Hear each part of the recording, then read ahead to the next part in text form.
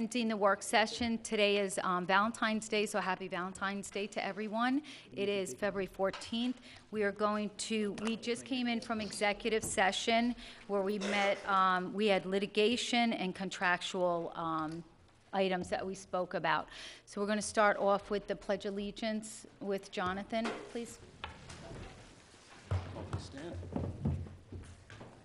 I pledge allegiance to the flag of the United States of America and to the republic for which it stands, one nation, under God, indivisible, with liberty and justice for all. And if you please remain standing for a moment of silence tonight, not only to reflect upon the sacrifices of our servicemen and women, but also to reflect upon the senseless losses of lives that we've seen over the past few weeks in regards to mass shootings, school shootings, police shootings, and just other unfortunate events that should not be taking place in a civilized society.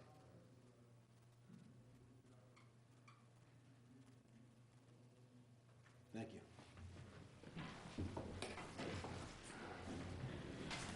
Thank you, everyone. With the exception of Supervisor Schmidt, who is home recovering from shoulder surgery, everyone is attending. So Kenny, get well soon and come back next week. So we also have Annie Spotford and Greg Pulcetti and Annie Pasquarellas here, as well as Jimmy Gilchrist and Mike Simone from the town. So we'll start. Oh, actually, we're going to make a motion to start with open the work session and do the work session before the voting meeting, because I believe the majority of the people are here are for the work session. So I make a motion. So moved by Jonathan Schneider. Second by Mike Borelli. We're going to start the work session on the back. If anyone's here, we're going to start with number 1 on the back, not on the front page. Okay. So Jimmy, so the first is Jimmy Gilchrist.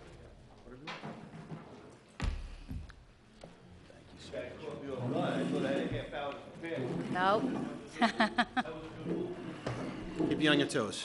We're trying to be considerate of everybody in the audience.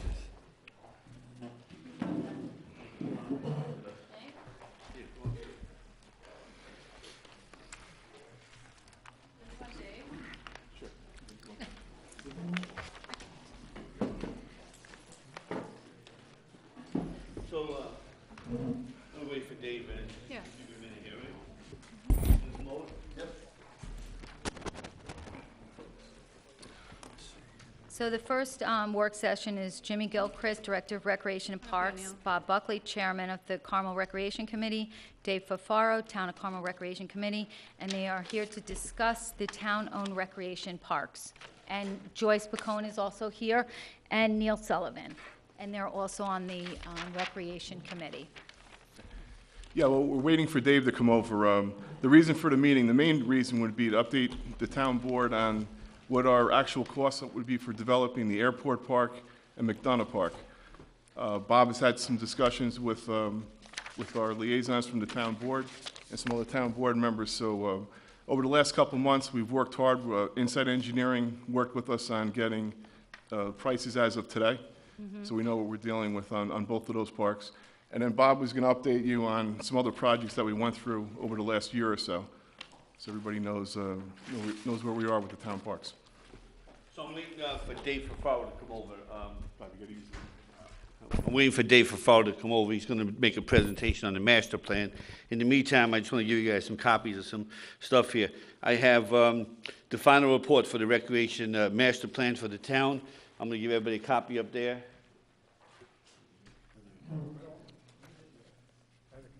Thank you. I'll give Kenny one. Changed? Thanks, Susie.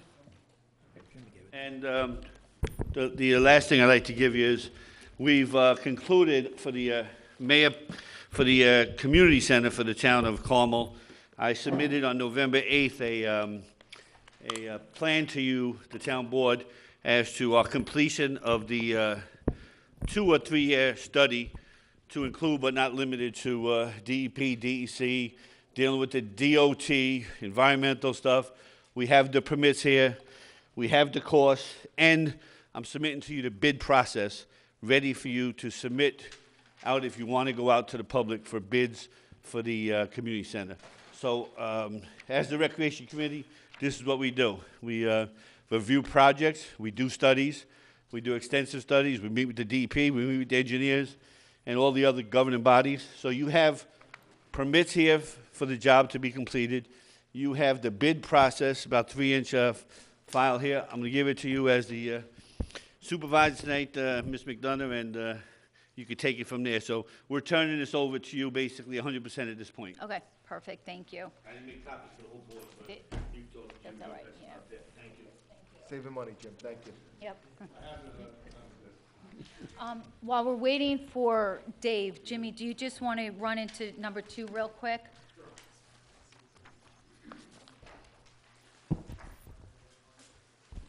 All right, we're thinking of summer now, so we're looking, is this on? We're looking for authorization to get pricing on, Okay. We're looking for authorization to get, to go out for RFPs for the buses for the summer camp. So it's the same packet that we've had. I worked on this with Greg over the last couple of years. It's been revised and updated, so it works well. We, if it's a new company that gets the lowest price, you know, we'll go up and actually inspect the garage, inspect buses. We require all copies of all driver's licenses from the drivers that'll be driving for us during the summer. And then Chief Kazari has his detectives do a background check, a thorough background check on all drivers. So this is all, it's all included in this packet, Okay, perfect, thank you. okay? That's number 2. Yeah. So with that, I'll get rolling until Dave gets here. I want to introduce everybody, if you don't mind. We have Neil Sullivan down here. He's a member of the Recreation Committee for over 10 years. He's a county legislator. He's a great liaison for us, dealing with the county on a number of issues, and his entire family and him have been involved with recreation for probably over 30 or 40 years in the town. Jim Gilchrist, as you know, is the Parks and Recreation Director. Joyce Pacone, she runs the Putnam Arts Council, and she's been doing that for how long, Joyce? Tell a little about yourself. if you don't mind. Almost 30 years, a long time I've been doing that. All right, so we got Ken Ferran, who is our representative with the senior citizens. Unfortunately, he could not make it. He was planning on being here last week, but you switched it to this week, so it made it difficult for a few people. So Ken could not be here. Buddy Decker is enjoying Florida. I'm sure everybody knows Buddy here. Buddy's been involved with recreation for probably 30-plus years in this town. A lot of your kids probably played under him in different sports, and he's still very active, and he's a wealth of knowledge for us on the Recreation Committee, and we really utilize his institutional knowledge, as they would say. Mike Berg is not with us. Unfortunately, he's at work. He was going to try to shoot in here, but he's probably not going to make it, being that you were so kind to switch this around. And for the audience purpose, I'm going to try to cut this as short as I can, because, I mean, everybody here kind of knows what's going on, but I do want to make sure the audience is aware of what we're doing and where we're going. So Mike Berg is from the Carmel Sports Association, and he won't be. Dave Fafaro, unfortunately, he's wearing a couple of hats. Everybody knows that he's been involved with recreation forever. We go back and forth as co-chairs on this committee. Dave does a great job. He was MSA president, forever, and now he's on the planning board, so he's working right now next door. So hopefully he could shoot over here in a couple of minutes, because I want him to talk about the master plan, because he was involved with putting a master plan together.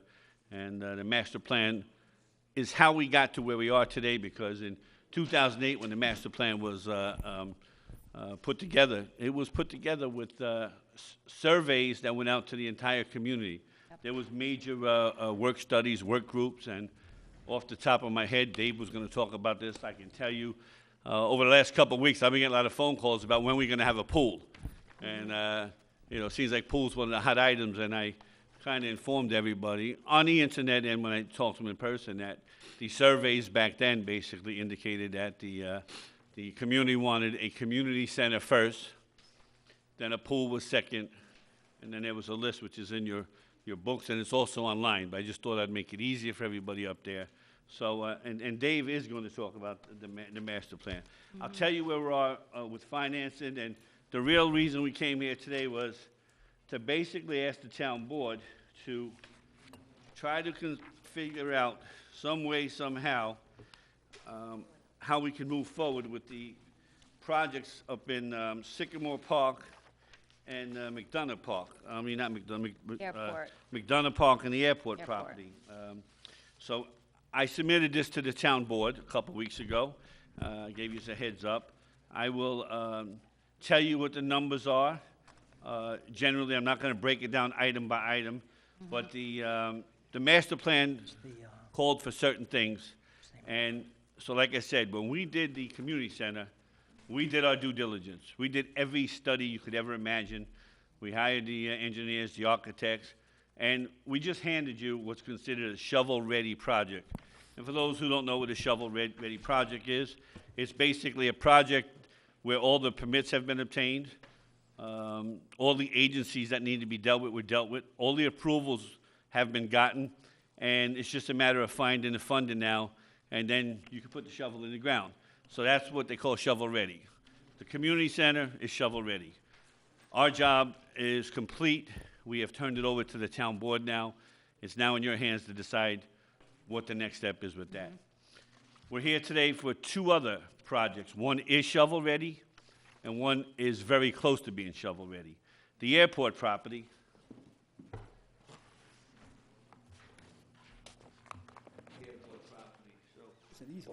Is there an easel? Can I have it up there? Bob, we're gonna try to find an Just let easel. him put it right up here in the front. Or is there a little Yeah, we have a table right here? up front there. Yeah, that's perfect. You blocked my mouth. If you need to put some, you can put the name tag in front of it or the, yeah. Really, you mind if I borrow your name tag? Will it stay? Not at all. Here, Jimmy. Why don't you put those in front of it? phone book? Instead of, Bob, here. It used to be an Here. easel, like an easel. like we used for the planning I won't board. take your vote. I think people laughed at me for taking it last time. Now, did you put that upside down?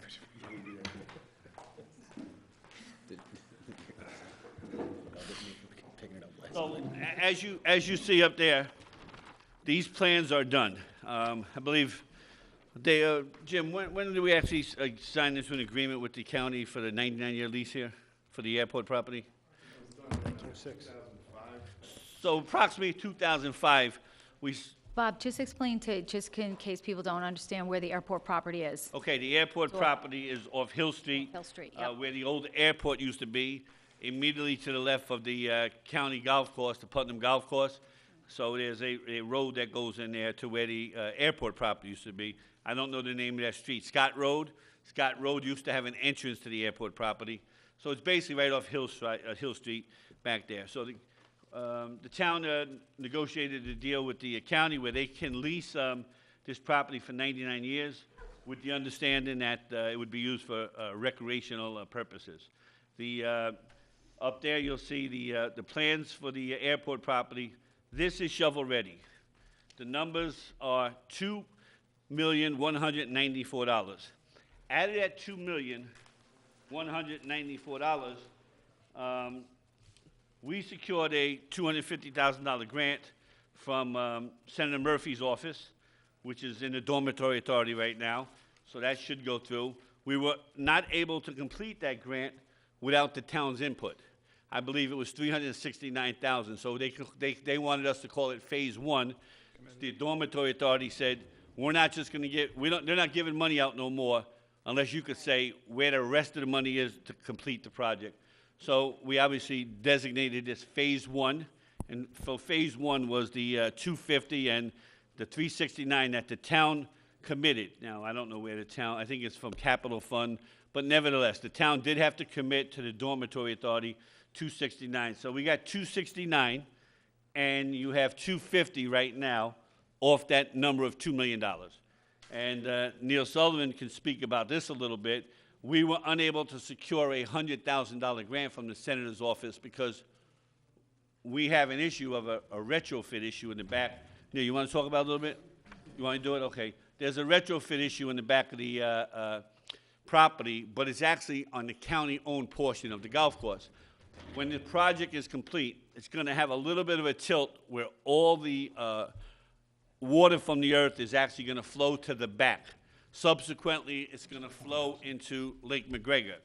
So the plans was determined that we needed to put a retrofit in there to figure out how we're going to remediate the water issue so it just don't flow right into the Lake McGregor. So the price on that was $100,000. So I spoke to Neil Sullivan, I spoke to County Executive Mary Ellen Odell, I spoke to Senator Murphy, and everybody decided we'll work together, and the county will apply for that $100,000. So that $100,000 would also be added to those numbers I just gave you, just as an FYI, and that $100,000 would basically put like a riprap little swale in the back, and as the water would be leaving the property that we're leasing, go into the little valley and head towards Lake McGregor, what it would end up doing is, they call it phosphorus reduction, where they reduce the sediment out of the water. So it's almost like cleansing the water before it gets to Lake McGregor. So that's where that $100,000, and that's a grant that right now has passed the Senate, got it to the Senate Republican Committee. It's now over in DASNY, which is the Dormitory Authority, for if people don't know, and they oversee grants and different things like that to municipalities, provided they're used for obviously good effort. In this case, we're doing it to remediate an issue with water. So though they've passed the preliminary stages, so they're pretty good. So when you add those numbers up, I think you come up with about 619,000. how much? 619. 250, Right. 369, and 100. and 100. 360. Oh, 369? Oh, Okay. I said, if I we made, already did I say I thought you 269? Okay, so that was my fault. But So that's it's how much? 369, 250, and 100. So 719. So, that takes a big hit into that $2 million. You got a, so now it comes down to, and I don't know what the number is off the top of my head. At the end of the day, what we're here asking the town board to do is, we can't sit on this any longer. It's done. It's shovel-ready. Now, the reason why this is important, everybody, is because the long-term goals for recreation in this town was, and when you look around the towns, whether it's Yorktown, whether it's Somers, and you think of their parks, people say, Yorktown got 2 pools, Somers got very few people, they got some beautiful parks over there. Our parks are okay. We need to take it to the next level. And the goal here was, in the airport property, was to have 5 fields, 1 main field, 4 other fields, and you'll see to the left on that drawing, there's actually a piece of land here that's called, they got it for like a future grow out, a reserve in case you need in the future. So those 5 fields would get completed with a fence around it. You see some, you got to deal with the parking lot. You got to, there's going to be a play station there. There's going to be a beautiful fence around. And as Joyce Bacone had mentioned at the last meeting, she said some of the people that were speaking to her had some concerns about the trees are coming down, but what about, walking paths? What are we doing back there? So Jim assured her that he would go over there with Joyce, and they would evaluate the property and make sure that, there is walking paths for the seniors and people that want to walk around and enjoy just nature in itself. So although that's not on there, that's something that is very doable, and Jim is going to work with Joyce and some other people, and that's what you kind of was asking about, right? Sure. And the county, because on the county part of the property, and that's where Neil's going to come in and help us. So, and Neil's already kind of touched base on that. As long as it's passive and in nature, it's not going to be a problem. So that's how we ended up with this. Now, before I go on to McDonough Park, that's kind of an overview. Are there any questions about the airport property? Yeah, is there going to be restroom facilities in there? At the airport? there was. You know what? There's a building. It's They have a so- building proposed. Yes. Yes. There's a building, can't there's see a it. children's play, a picnic area, there's parking, there's It's a with, there's a building Yeah, I easement. know, I and- had to blow it up myself. Listen, we cannot continue, we cannot continue to have major park facilities without proper restrooms. It's I just not agree. doing a good service to the community that we live in. And I hate to say it, but I'll call it out right now. The Chamber Park is the perfect example. We run beautiful programs over there in the summer, and, we do not have access to bathrooms. They used to use the Chamber building, but for whatever reason, that's no longer available. So now, we got to rent porta potties, but you know what? It's not. That's not doing it. Yeah. So, you know, we have to deal with that. But, so we can't continue to build parks, you know, and not have proper facilities. So, any other questions on the airport property? I do, Hold on, Jim actually. wants to- I have two questions. Since you brought up the facilities in regards to restrooms at our parks, we're often over at Baldwin Meadows. They have that same system where right now it's just porta sands that are out in the back. Are there any plans in the future? Baldwin Meadows.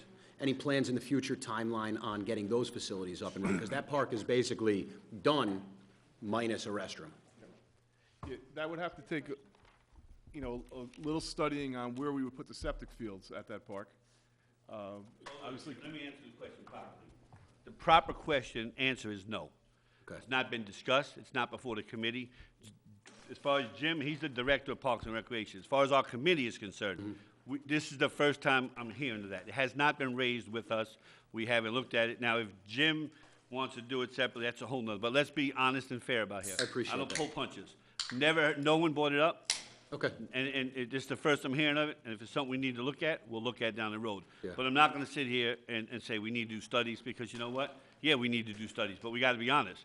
The issue has never Hasn't been been brought talked up. about. I appreciate So to that. answer your question, no. Okay. Sorry, Jim, but I'm being No, honest. that's I good, wanna but be honest here. I hope that in future discussions, you guys do bring that up, because I agree wholeheartedly that all of our parks should have some Mr. facilities like Councilman, I that. gotta be honest with you. We would love to make every park perfect, but you Right. know what it comes down to? The Comes green. down to money. And Absolutely. when you talk about money, we talk about the taxpayers' dollars, and you gotta find a balance. Mm-hmm. You know, you gotta find a balance. Do really nice parks, do they add value to our town? Is it something that when someone moves in this town, does parks really play a role, even in a small role, in the decision they make? We know schools do, you know, we know crime rates, you know, I'm not sure of studies like that, but, you know, maybe it's something we need to think about. We do need to upgrade our parks, but at the end of the day, speaking about upgrading our park and money, so let's be clear about money. Called the Parkland Trust Fund. This is how we as a committee used to fund parks and larger projects. The Parkland Trust Fund is basically, you can call it the developer's fund if you want, or a single home, but if you got a vacant piece of land and you put a home up, we get $7,500 into the Parkland Trust Fund. In lieu of people donating parkland, they pay $7,500. I think if it's the condos and townhouses, they pay $3,500. The problem is, the ATM machine is drying up. You know why it's drying up? Because the land is disappearing in our town. There's not that much land. Now, there is land to be built around here.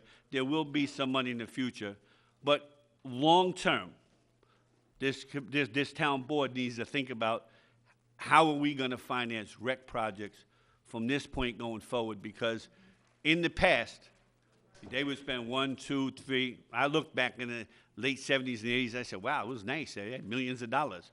Well, you know what I got today? We have $300,000 in the rec fund. You know what 300,000, I'm gonna get into that. We Okay. have 300,000 available to us. There's approximately 700,000 that's tied up in litigation. Now, the town, I don't want to talk about the legal aspect, because that would be disrespectful to our council here. You don't care, Greg? Then I'll talk about it. Pulte Homes up there and the other, Pulte Homes basically has about $700,000 in legal fees. They argued the point that they shouldn't have to pay recreation fees because they provide recreation up there to the residents. They went to court, they lost, I think they appealed it, they lost. It's been tied up for, I think, 8, 9 years. They're appealing it again. So we do have $700,000 sitting on the sideline. So, but even if we had, say tomorrow we had the $700,000, we still only got $1 million. We got well over $3 million worth of projects. And if we want to put a bathroom in Baldwin Meadow, it's now another $250. There's projects everywhere that need to be done. We're like skating around trying to figure out, how do we do this one? How do we do that one? It's not easy. And we're talking about potentially putting a new park, you know, on the landscape. You know, that's, you know, where's the money coming for the maintenance and all? It's just a lot of, it really is a lot of money. And I think the town board, I know you're putting $50,000 more a year into the budget, but let's be real. $50,000 a year is doing nothing when you got $3-4 million worth of projects. And, you know, I see people from MSA here, they call me all the time, they're upset. They're like blaming us for not getting these projects done, and we feel terrible. But the problem is, you know, so you got, in the airport property, the goal was to have soccer, lacrosse, and utility fields. It's gonna be fenced in, it's supposed to be a beautiful, exclusive park. Now, why is it important to have a park just for those three things? You want to have vested users. The vested users, when they start coming in, Carmel Sports Association is kind of taking care of Carmel Park. If we get the airport property going where it's got to go, MSA steps up. They come over. They get married to the field. They do a lot of the things that the town probably should do, but they buy into it. They want to maintain the fields. They want to keep everything upgraded. All of a sudden, you go over, you're like, wow, these guys are working. This happens all the time. But we got to provide them. I just want to say, this park, because you just keep on referring to MSA, it's MSA, CSA, it's for all of the residents Okay. in Carmel. Let's just call it like it is. Kamada Park is also for MSA and CSA. Correct. However, CSA kind of does most of the work over there. And over on this side, although it can be used by anybody in the town, for the most part, MSA will probably be the people taking care of that, just like CSA. Probably, CSA yes, is taking. but it's for But you're right. everybody. Yeah, But I mean, let's just, you know, like Baldwin Metals, you know, I mean, it's. it's we got for to be- everybody plus the school. Right, and the seniors. So, I mean, everybody. But I just want to kind of give you a little ground lay. Any other questions? I did have one more question on that. In regards to the entrance driveway improvements, it looks like there's about $50,000 that's being put into that. I know every time I have a practice up there or a soccer game up there, we're pretty much trying to dodge each other in two-way traffic and trying not to drive too fast to damage the cars behind us. What's the plan on that 50,000? Because that's a very long driveway. That's right now, I think, just item 4, except for the entrance where we did do some blacktop a couple years back, I think. Yeah, no, we did a lot of work out there. We actually elevated that so it was safe for people to pull in and out of the park. The highway department took care of that for us back in, was probably about 5-6 years ago. So there used to be a hole that you come up, you nose out of the park. So that was all filled in. We blacktopped that apron down into the park. The entrance road would be widened by about 2 feet or so. Okay. There'll be a pipe that'll be put where the stream is, just before you get to the farmhouse. Right. Going up the hill, the original proposal was to bear to the left across that field. So Okay. you'd be cutting in front of the tanks. What we've decided to do is to go straight up and then hang a left around the water tanks and widen that whole area up The way there. it is right now, Yeah, and leave coming that, across leave that that right field angle. undisturbed. Okay. So most of the work is going to be done when you get up to the top of the hill by the water tanks, is widening that out and making that a. And widening by that narrow pass right now, where that's Yeah, like, where the that two gate- bottlenecks are right there at that Yeah, where the turn, gate is. and then at that narrow entrance right by the farmhouse. Yeah, Okay, that road would be widened right out to where those containers are. okay. Kinda I didn't drop think it over. included paving the whole thing, just looking No, at the it's numbers. gonna be, it's an But at item least it's 4. now gonna be something that's much more passable for everybody. Yes. Okay, Yes. great. Thank you. And then we would be doing some minimal drainage work from just below the water tanks down to just past the farmhouse. Okay. Who's in We've got to charge, take care of some of the who's in charge of the farmhouse, you guys or the county? county. That's a. Any that's a- plans on incorporating the farmhouse with any of this? We talked about it years and years ago. We actually were considering using it for an MSA / Putnam Arts Council building, if I remember correctly, years ago. The county was considering offering it to the town. At the time, the town did not accept that. About 9 or 10 years ago. Thank you. Any other questions after we go on to the next part? No, not here. But with the airport, if you look at it, this is everything. So obviously, you don't get everything that you ask for. So there's areas that we can back off. We have a $100,000 pavilion in there. There's playgrounds. So no, what I want to, there's nothing coming in after this. It's everything done. So you're promising you're never going to come back again after this? And a couple goals or, some cones, that's about it. But everything. Already gonna have the bathroom. Jim, I hate to do this, but I'm going to be very frank. Jim works for the town, and Jim's got to do what he's got to do. The rec committee is made up of volunteers, with probably 150 years of volunteer years in this town. We would like to see the park done complete. However you decide you want to finance it, we would like the park to be done. We don't want you to nickel and dime it and take things out. So Jim, as the Director of Parks and Recreation, I guess he can say that, but as the Chairman of the Parks and Recreation Committee, we're asking you to complete the park in its whole. Sorry, Jim, but that's just how the committee feels. You think about what it cost over in Carlotta. You want to move on to the next park? Yeah. So, the same studies are being done with McDonough Park.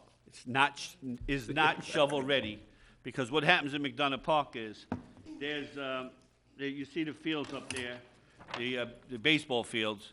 The goal on the McDonough Park is to make it exclusive baseball, softball, t-ball, and Keeping the skate park. the skate park is there, and we've completed the skate park. Lenny Canora and his family was very, very instrumental in making some major donations, and the skate park has been completed. We got substantial amount of parking places on the left-hand side going down, and that work was done. Thank you to the County Highway Department, Mike Simone and Bob Erickson. They bent over backwards, most particularly Mike, and I want to thank Mike that he's here. So Mike does save the town money and saves the Recreation Department money by working with us in areas where he can. So Mike was instrumental in making that happen. So for the McDonough Park, everything included, so here's what's happening in McDonough Park. You're taking the fields that are there, the 2 soccer fields that are there. The goal is to move, perfect timing, Dave, I'm just about done, to take the 2 soccer fields that, was moving 3 over, there's the 3 soccer fields that are currently there, moving them over to the airport property. Now, obviously, you can't start working on McDonough Park until the airport property is complete. So once the airport property is complete, the next goal is to walk into McDonough Park and turn this into the exclusive park that we're looking to make it baseball, softball, and t-ball. And as you see, there is a bathroom there. There's lighting. It's a very, very nice park. We did some fencing over the last year, and that number is $907,000. So those are the numbers for that park, and it's kind of the same story as the other one, with the exception of, I would say, this is about 80% the study is complete, because until those other fields get moved out of there and the engineer goes in there, we would be unable to determine what the final cost. But he looked at it and basically gave a very rough estimate which he thought would be accurate, and he said $907,000, and that's Inside Engineer. They're very, very reliable, and they have great credentials. Any questions on McDonough Park? I have to ask because I Go ahead. go there all the time. Abandoning Angela as the entrance and going to use that exit now as an entrance and an exit on this proposal? I am not familiar with that. Is anybody else familiar? Traffic flow is not going to change. That's the old master plan. Okay, because this is what we just had gotten emailed, and You got, but there's different iterations if you go through the master plan. So that's a possibility. That's one option, and there's like 2 other options. Get the traffic off Angela Drive, I'm sorry. Yeah, we looked at getting the traffic off Angela Drive, you were talking about, and making it a 2-way, maybe even making that entrance, you have that curve where the firehouse is, just kind of lining that whole Right. that intersection up, maybe kind of playing with that. It was all talked about. It becomes really a funding issue, that, that becomes a, and that, in my opinion, just from how I feel, it's pretty dangerous just getting out of there. Right. We're talking about a huge amount of groundwork and Right. really clearing out the sides of the roads, and So that's we did where- look at that, because one of the things about parks, right, it's nice to have, believe it or not, it's nice to have kind of like one-way traffic in a park, Mm-hmm. where you kind of wind in and wind out, right, so that the kid's only got to look one way when he crosses the street, so, it's not really optimal to be driving through a whole neighborhood, right, to get into a park. So we did look at it, but it really just becomes a cost issue. Is it something that's feasible from a funding perspective? Because you almost have to move the road down a little bit to line it up with what I guess is Long Pond, right? You'd kind of, you know what I'm saying? It'd be like a T intersection there at Long Pond instead of that curve, right? That was kind of what we were looking at one point, but. But, okay, so then what we're really looking, and this is, again, 5-10 years down the road is for that plan, so that isn't something that's set in stone right now, there's variations No, that could be done. again, Okay. I'm a little late to the show We here. didn't talk about that. We just got into McDonough. Oh, I'm sorry, so, yeah, but I believe the airport is ready to go, right? That's a shovel-ready project. Right. Certainly, Jimmy McDonough is not, right? There's still some work that has to be done there as far as, what the exact, how it'll exactly lay out, what the fills and cuts are. It's got to go through DEP and DC approval, those kind of things, so. Dave, just real quick, because a question just came up. Going back to the airport property, you're going to have the building for the restrooms. Is there also going to be a spot for a concession stand? Yes. Yes? Okay. That's kind of the model, I think, now, right, is to kind of get a little bit of a bathroom, a spot for concession, right? That doesn't make sense otherwise, right? Okay. And storage. Yeah, If- and some storage Okay. and some, places for parks to work out of, right, to get their maintenance and that kind of thing. If any of you's gone up to Kamada Park, we have a beautiful building up there, and we went out to the factory in Jersey. It's a modular, and it comes in beautiful. It's got the bathrooms, it's got the snack stand room, it's got the storage room, and it's really a beautiful building. Everything is made of heavy-duty, outside construction type steel. I worked in the jail for 30 years, so I can tell you it's similar to the jail, but you are not breaking the stuff in there, which is really good. So before I turn this over to Dave, because I want Dave to really just kind of quickly go through the master plan, kind of tell you where we were, where we're at, and where we were going. So Dave, we talked about the airport property in detail. We talked about McDonough Park. I just want to kind of give you an idea of, we talked about funding. Funding is difficult. Over the last couple of years, the funding we've been able to pull together was $200,000 for the utility building, bathroom at Kamada Park. It's all from State Senator Murphy. And then the town picked up the rest. I think it was another 125, Jim, for the rest of the 140. Then we got $100,000 for the dugouts in Kamada Park. We got $50,000 for the paving, which Mike Simone has said he will do the job for that, or maybe a few dollars more, but the senator has got us $50,000, so Mike's going to go up there in the spring, again, save the town some money, get that done. Am I correct, Mike? 'Cause I don't want to. So thank you, Mike. So we're going to make the Kamada Park. If people haven't gone up there, they should really go up there. It's turning into, I call it like the little Central Park of the town of Carmel. It's really, really nice, and you go up there in the spring, it's packed. And got another $50,000 in grants from the senator for the Chamber Park Playground. So, we're chipping away at grants, and we continue to do this. We work collectively, lobbying to get these. The $250,000 for the community center and tennis courts at Sycamore Park, $100,000 of basketball courts at Sycamore Park, and the $100,000 that Neil's going to be following through with the county executive for the drainage and stormwater. Now, we've gotten some of these. Some of these are still in the process, but they've made it through the steps where they determine whether it's going to happen or not. Now they're in the dormitory authority, and we're just waiting for the finalization. So, we're working really hard with the senator's office and dormitory authority and trying to get these projects done. And with that, if you don't mind, because I think it's really important from a historical point of view, if Dave could just kind of run over the master plan a little bit. And Dave, you got the floor. That's scary when I'm getting historic now. That's, I know you've been doing this too long. I would, again, I'm sorry to be late. We had just a quorum next door, We so. flipped. What's that? We flipped the agenda. Yeah, and so- we had just a quorum next door, so I had to stay there. I couldn't, we had some voting that we had to do, and there was only 4 of us, so I couldn't slip out. But just to put it in perspective, I thought about this, Bob wanted me to talk about the master plan, and I thought about, why did the master plan even come about? And the master plan really came about because about 15 or 20 years ago, a bunch of us got together and realized the needs of recreation in the community were hurting. And we added a bunch of facilities, right? We basically added Kamada Park, the airport, Baldwin Meadows. If you go back just 15 or 20 years ago, none of these things existed.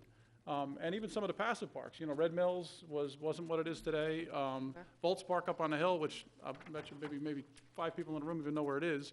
But all of these things really kind of evolved very quickly, maybe 15 years ago or so, and we pushed hard. We really did. We pushed hard to kind of get these facilities. And then the town board at the time came back to us and said, listen, we need a master plan. How are we gonna manage this, right? And just to go through it, our philosophy with the master plan was very similar to the philosophy when we were able to acquire these properties. And that is that in the end, I'll say this, but we're a bedroom community, right? We're a simple bedroom community. How well we educate and how well we recreate our people is really our identity. And I think I probably told every board member this already, and probably everybody that's sitting here at this table has heard me say this. But in the end, that's all we have here, right? We've talked time and time again about commercial development and businesses coming and people living here for jobs and work, but that's not the case. We live here because we love our community. We love what we have, right? It's where the city meets the country, right? That's kind of where the country begins. And I think how well we identify our community with recreation and education is really who we are. And if we don't kind of keep moving, right, and we don't keep this stuff going, we're going to fall behind. And I think you got a new board member because of that, to be honest with you. I think he's kind of seeing the same thing that I'm seeing. In the end, we're a little stagnant here, right? We need to kind of move forward. And I'm guessing there's a lot of people in this room that want to talk about recreation in other ways, right? You know, we're talking about other facilities that are coming on board. And I think you got it right. I think in the end, we have to move forward, right? We have to make our town a better place. People, why else somebody going to move here, right? Why are you going to move to Mahopac as opposed to Somers or Yorktown or any other neighborhood, right? If you don't make it better, then we're not going anywhere. And our master plan, the recreation master plan, really became a user's master plan. The idea was that we would give identities to each park, so that if you will, Sycamore Park was our family park, right? Place where you bring your family. We had all these kind of events. We have our Oktoberfest and those kind of things there, right? It was a place for families to go. The airport is going to be a field facility, basically for lacrosse and soccer. Jimmy McDonald will become a baseball facility. The Cremata Park up in the hamlet was for the residents in the hamlet. And what happens is when the constituents in those areas, when the users take ownership in those parks go from just ordinary town, county facilities to really nice parks because they care about them, right? Because nobody's going to take care of it like the user, nobody. And if you go by Baldwin Meadows or Cremata Park, they'll show you that. Even Red Mills, right? You go by these parks, they're kept really nice, and Jimmy does a great job, and the town does a great job, but really because the users care, right? And we've seen that, the Chamber Park, I'm kind of jumping over to Chamber Park, another one, right? That's come a long, long way in the last 10 or 15 years, mostly because of the users, right? Not because of us sitting on a board, or you guys sitting on a board, or some guy wanting to go out there and cut the grass because he paid for it, but because the users care. So that's kind of how our master plan is really designed around the users, right? Around those end users. So if we can get all the baseball guys up at Jimmy McDonough Park, they're going to make that a really nice park that the whole town is going to be proud of at a fraction of the cost that it would cost the town to do. So that was just our thought process behind it, if you will. I'll answer any questions. I don't know if I missed anything, Bob. You know. Do you have any questions for Jimmy up here? So basically, that's it. The reason for us to be here tonight was to ask the town board to take a look at these two parks, look at the cost to complete them, and figure out if you can come up with a way to finance them and get them done. We're not going to tell you how to do it. That's not our job. That's your job, and I'm not even going to make no recommendations. We're just going to leave it at that. And the only thing I'm going to say is there's people here from MSA and some of the other sports organizations. I don't know if they're going to stay to the end of the work session to make some comments, but I know I see Roger Garcia, there's some people there that wanted to, say a few things. I just don't know if your meeting runs so long if everyone's going to be able to stay around, and I don't know if you want to let them. Well, that's one of the reasons why we flipped it, so we can have the work session here, so hopefully they can stay till the end of the work session, then comment. Then we're going to move on to the voting session, the voting meeting. Anybody else got any questions up here or anything? You good, Neil? Thank you very much for the time. Appreciate it. Yeah, I'm sorry. You could just clarify for me, so if we're looking at the airport project, total improvements, we'll say, keep numbers simple, 2.2 million. We already have 700 committed between the 370 that we at the town already committed to match that grant, and then 350, 250 on the state grant, 100 from the county. So we already have a commitment of 700,000 into that park. We're looking for an extra 1.5 million. Yeah, That's what we need whatever the from what number we is. already are committed on. Right. To do everything aside from fully pave that driveway all the way up. Right. Okay. And I would like to basically figure out a way to do the entire job, not piecemeal it, to be Right. honest with you. And I think, Mike, you've said this so many times about how money is cheap right now. Yeah, that's what I wanted to, And it's I'll just- follow you up on that one. I mean, if we take a look at just the fluctuations in what's happened with speculation in the stock market over the past 2 weeks, it's all based on what the Fed rate is What the going to future's change happening. to. So, I mean, I'm a firm believer that you borrow money when it's cheap and you save money when it's not. Right now, money's cheap, and I agree. I go to this park all the time for soccer. I'm up there all the time. It really does need that loving touch, and I commend you guys for the amount of legwork you've put into it. I think that it will be an amazing addition to the town. And Joyce, I think that's a spectacular idea, having a walking path. Because while I'm up there, there are people walking their dogs all the time. I know there's around McGregor, people walk around that all the time. So I think that it will be something that's not just for the young kids playing soccer. It's going to be for every generation that we have in the community, and I think it's going to be a really beautiful addition to our town. So thank you again for everything that you guys have done on this, and thank you for all the studies, all the legwork, all the information that's been provided. You're welcome. Dave, basically what you picked up on, you're right. When we bought the trucks 5, 6 years ago, 7 years ago, we were borrowing money between 0 and 1%. It was a gift, okay? Now, we're currently borrowing money at between 1 and 2%. It's a gift, okay? In the real world, our young people don't realize what the real world was like when mortgage rates at 8, 9% where it was a bargain, okay? But there's no doubt in my mind that in 2 years or 3 years, the borrowing costs will double. Well, we can borrow now between 1 and 2%. It's going to cost us 3 to 4%, 24 months down the road. And we've had this discussion. The town's tax bill, and you've heard, and I've fought the other guys that said this too, the town tax bill portion of it is minuscule compared to the school and the special districts. To do everything now and borrow it out and bond it, we should be doing everything now. We should have been doing everything for the last 3 years. And that was one of the main reasons why I took this job. I don't want to wait any longer.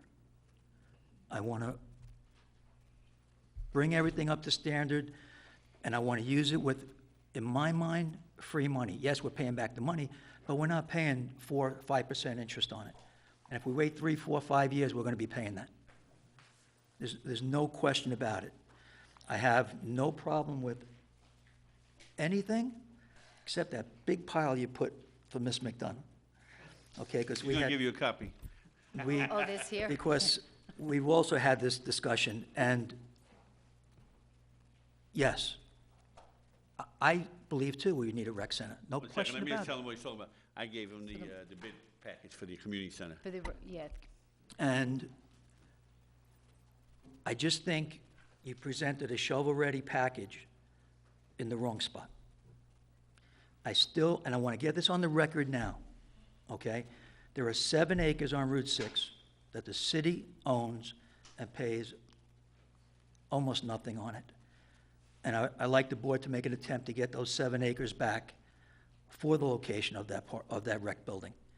On Route 6, closer to the hamlet, better land, and no environmental issues. And I truly believe it's feasible to look into it. So what I ask you, myself, one of 5, I've heard that over the years too, fast. I'm 110% for borrowing whatever we have to borrow to do all the parks that we have right now. But if we're going to take a project like that, and I also believe that should be done in the next 3 or 4 years, but we have to approach New York City first. And that's a discussion for another night. But I am in favor. I just say, just because I want to answer it really quickly, right? So we've always had this argument about whether, we're talking about a community center at Sycamore Park, right? And we've always gotten some backlash that it's not the right place for a community center. And I kind of agree, but at the time, it was the only place we could find. And I have challenged anybody that's ever said that to me, it's not the right place, well, find me the right place. And I challenged you, I believe at a diner one morning, and you actually have a right spot. I think what you're talking about is a great spot. I think that's an excellent spot. That being said, Sycamore Park still is going to need some work, right? It's an old building. Sycamore needs a lot of work, but it's Sycamore Park, but it's windy Sycamore Park. roads. So the work we did Poor there parking. with the grant we did, this DEP and DEC work was a lot of it, was half the grant. Half the grant is for redoing the basketball and the tennis courts, which are a mess anyway. So we really don't lose a whole lot shifting spots. We really don't. And a lot of that work can still be shifted to a different spot. We don't really lose a whole lot. And I don't think you'll get a lot of flack from the recreation board as to moving to that site. You won't. I know you won't. So I'm just one. No, Dave, you're not one, because we've spoke about it, and I'll be honest with you, I think everybody on the town board, in fact, Kenny Smith called me today, told me he supported all this stuff, and he wanted me to tell everybody, you already said it, that he was home with surgery, so, but he wanted to let me know what his thoughts were, and he was supportive of moving forward. But, Mike, I'll tell you right now, everybody in the rec committee would agree with you, if that property was attainable, it's the ideal spot. It's perfect for the hamlet, it's perfect for the residents in Mayapack, it's centrally located, and nobody here would even think twice about that. We would support that 100% if it was We have to doable. give it a shot. Right, and so we're all in agreement on that. I think I'm seeing heads nodding on the board, so I don't think nobody in this room disagrees with that. I even extend it, whatever legwork we need to do. Will do. The county executive is opening a dialogue for all our problems with New York City, and we're going to join it soon. Working it on our end, we're there. All right, We're in agreement with that, everybody. great. Okay? Yes, thank you. Any other questions? Anybody else, any more questions? Yeah, we had, good point. We did speak to the engineer. Thank you for bringing it up, Jim. We did speak to the engineer. He said, obviously, some of the work that would have to be due on the ground would need to be redone, but the building itself physically and the plans and the conceptual drawings, that could be picked up and placed anywhere. So we're ahead of the game no matter where we go. And what Dave was saying was the building at today's price was guesstimated at around $7 million. Seven, I know I said seven. $7 million. And there was about $2 million in, structural work on the driveway, the park, and different areas. So when Dave talks about the other work, you still probably have $2 million worth of work, but it's a far cry from $10 million. And we would, I can speak for the committee because I've spoke to them all, and I talk to them all the time. And like I said, I'll say his name again. Buddy Decker's not here, he's in Florida. Mike Berg's at work, and Ken Fran's not here. But we all have discussed that, and we all think that would be an ideal spot. If you were to put it over there by Crane Road and Route 6 somewhere, it would benefit. It would be great for it's the easy hamlet, and it would be too. great for Mayapack. I would just like to say, Go ahead, Joyce. I would just like to say that I would like to see us finish some of the things we've started as prioritizing. And if it's a whole package and money is cheap, is what you're saying, that's great. But I wouldn't want something that's new that we're talking about doing to keep us from doing the things that need to be finished at the parks that already exist. I don't believe anything should be piecemealed. Terrific, then put it all together as a whole package, if that's what you're talking about, and help us find the money. Yep, perfect. Does anybody else have any questions up here? No, all Neil, right. you good? I just, Thank you very much. We appreciate the time. guys, thank you so much for bringing this. Yeah. Welcome. These are all your papers.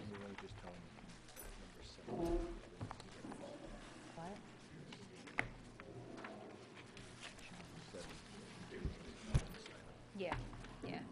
So just so the people in the audience know, after we finish with the town board work session, number 7, we are going to have the public comments on the work session items. Okay, so you don't have to wait through the voting meeting to talk on that.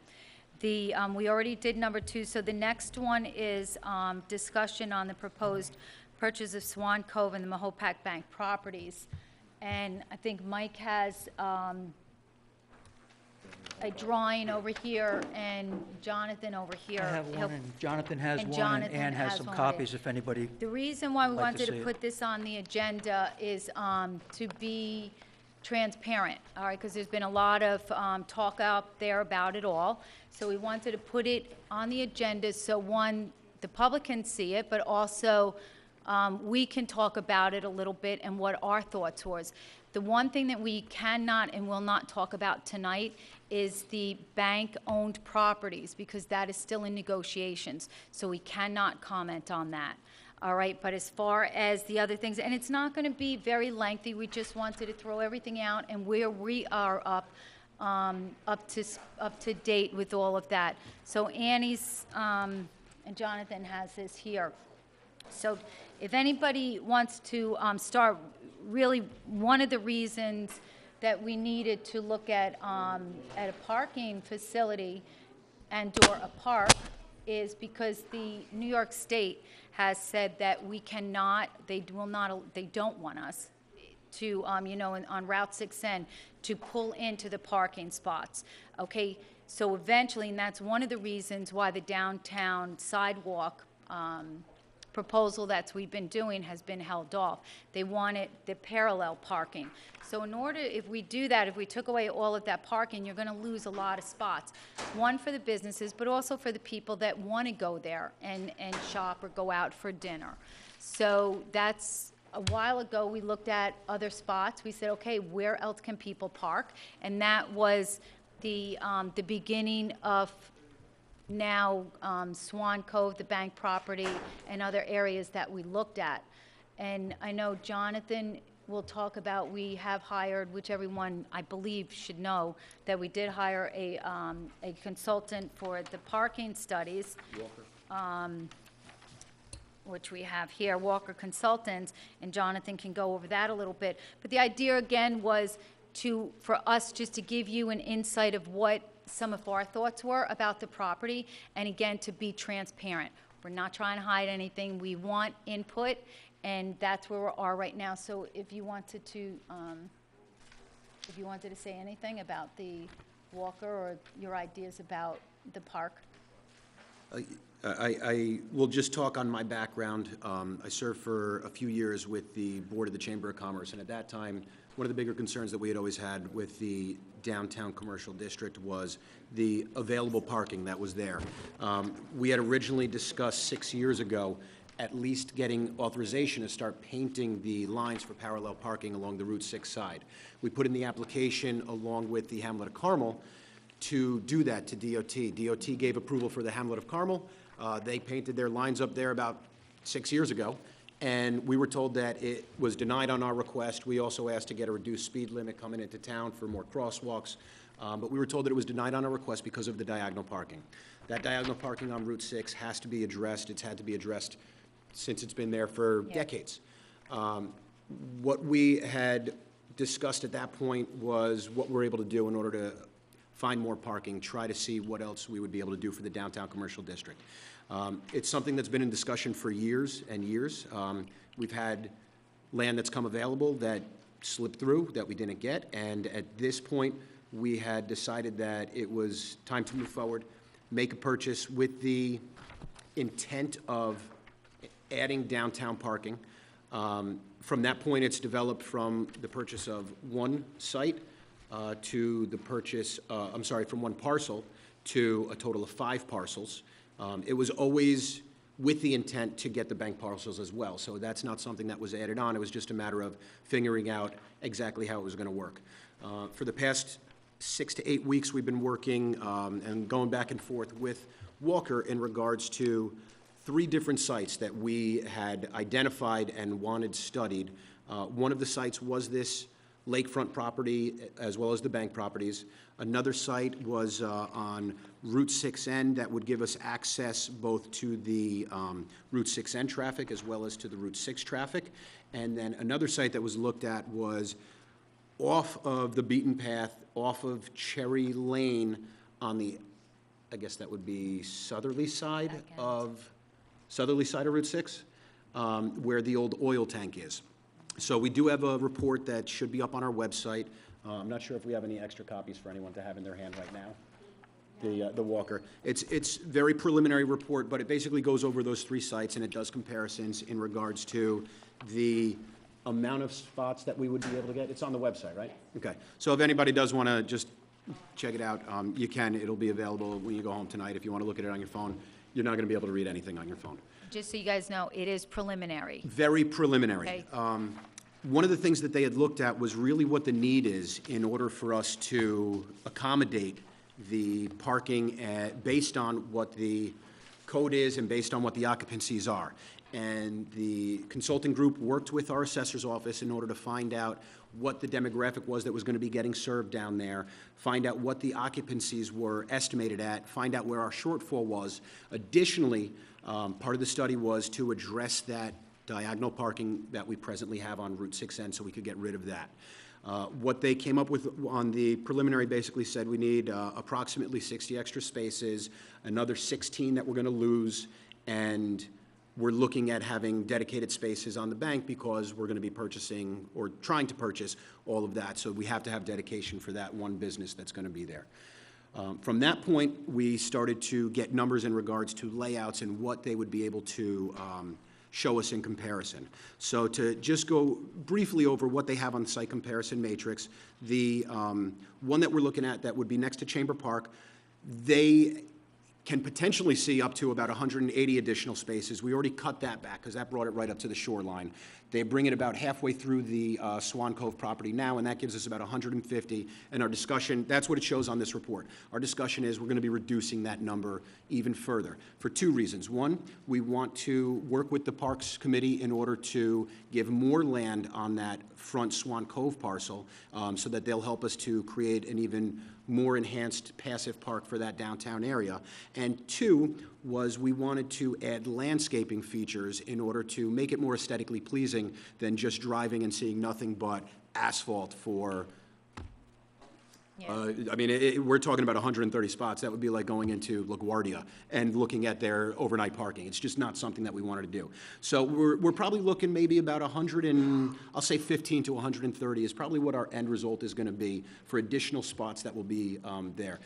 30 of those right off the bat are not going to be really in addition because 15 will be dedicated to bank employees and customers, and another 15 to 16 are going to make up for what we're losing. So we're really looking on that spot at adding 100 spots. Parcel 2, which was the one that was on Route 6N that gave us access to Route 6 as well, I believe the address is 990 South Lake. They had done the research on that. They looked at what the grade was, and based on that, they said, okay, the most efficient use of that without having to do an actual parking structure, we would be looking at getting an additional 50 to 55 spots. They said the problem with that is that you would have two separate levels. We would actually divide out half of that lot for a lower level coming off of Route 6N, and off of Route 6 would be an upper level, so there wouldn't actually be a way to flow through. And if you don't find spots on the upper, it's not like you could go right to the lower. You'd actually have to come out, go wrap around, and that is all part of their grading system on this design.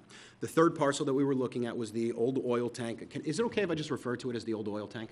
Probably shouldn't, but okay, that's what I'm going to call it. That would get us roughly the same amount of spots, 50 to 55 spots. The issues that they had with that and the concerns was in regards to the irregular shape. It wouldn't be a very conducive lot for it. Now, based on what they found in the study, we already know that we needed a minimum of we'll say, 75 spots, 60 to bring us to capacity and 15 to replace what we're going to be losing on the diagonal. So that really limited what the stalls added would do. And on the matrix, the Chamber Park, they gave on a matrix of 1 to 5, they gave a 5 for the Chamber Park, 3 for the other two parcels. Vehicular access, and this is still preliminary as well. Right now we're working with DOT. I put another phone call out to the signal coordinator for our region with DOT this morning to get a follow-up. What we ideally want to do is we already know that the traffic signal that's at the intersection of the Route 6-6N intersection right there in front of the bank is slated to be replaced sometime this year. We're trying to coordinate it where we're going to be able to not only have that replaced, but we want to change the traffic flow, the entire pattern there for the signal. We want to make it where it's going to allow ingress and egress from this parking lot. It'll allow left turns coming down Route 6 to go right into the parking lot. It'll create a much greater deal of vehicular safety as well as pedestrian safety. We wanted to eliminate, what's that? Oh, and because we're going to be controlling the signal, we wanted it to be where when you're coming out, you're going to be controlled traffic. So again, it'll be much safer for anybody who's going to be utilizing that parking. Part of what we're looking to do is eliminate the drive-through on the bank side there, and it was going to be reconfiguring it so that it would still be accessible, but again, with just one means of ingress and egress. We're still looking to keep within our code, and we want to keep a 10-foot buffer, which is going to assist in the aesthetics. We're going to be able to add landscaping to it so that it'll at least break up the monotony of parking. We're looking at different options in regards to incorporating the Chamber Park to see what's going to be the best flow. And I believe this is where we're going to have a lot of conversations with the Parks and Rec Advisory Committee because we want to make sure that we're all on the same page. We have input from everybody, especially because you guys are the ones who really helped to design that entire park. Now we need help designing an expansion of that park. The other items that were discussed were in regards to aesthetics. Now, presently, that site for the Chamber Park site has an aesthetic rating of 2, the lowest of all of them, because it's right at the center of downtown. And I'm not talking about presently. Presently, I think we could all say it has an aesthetic rating of 0 with what it is presently. But when it's a completed project based on what they had with 150 spots, they were saying 2 when we had discussed about reducing the amount of spots, increasing landscaping, it'll bring it up. But because it's still at the center of town, and because it's still going to be a parking lot no matter what you do to dress it up, the aesthetics for a downtown corridor like that, they will never rate it out of 5. The highest rating is by the Cherry Lane, which is all the way in the back, and they say really what it comes down to for the rating on that is because it's set off of the beaten path and it's behind all the other establishments, so you don't see it. When we go down further on the matrix, future additions and potential, Cherry Lane rated the least because of that irregular. That got a 1 on the matrix. The one for 990 South Lake got a 3 because of the difference in elevations and what was going to happen there with flow-through. And then this one got a 5 because it really is a level spot. Now, one of the things that we are looking to address in this study, and one of the things that's noted in this study, is in regards to the flooding issue. So it's recommended that we have engineering surveys in regards to the flooding. We've already reached out to our engineering consultant. He just texted me that they're going to be getting the prices. He's expecting them tomorrow to come in for the quotes, so we're looking at that. We want to make sure that with the amount of elevation that we'll have to raise in order to prevent flooding in the future, that we're not going to be affecting any adjacent parcels, either the Chamber Park or the condos or is it Crossroads now? Crossroads, right? I still want to call it Rodax. But over the Crossroads. We want to make sure that no matter what we're going to do, we're going to make sure that all that water that we are going to end up diverting is going to go into the lake. Part of the concerns that I had, and luckily this has eased my concerns, was what that cost is going to be. They're recommending that we also have geotechnical engineers to help work on that, basically looking at a geotextile membrane that'll rip everything up, geotextile membrane, fill it to the elevations we need, finish it off. The numbers that I had given, I believe 2 weeks ago, were at about $1 million for the total surface. That's what they're expecting as well, currently on the high end for 150 spots, so that can get reduced.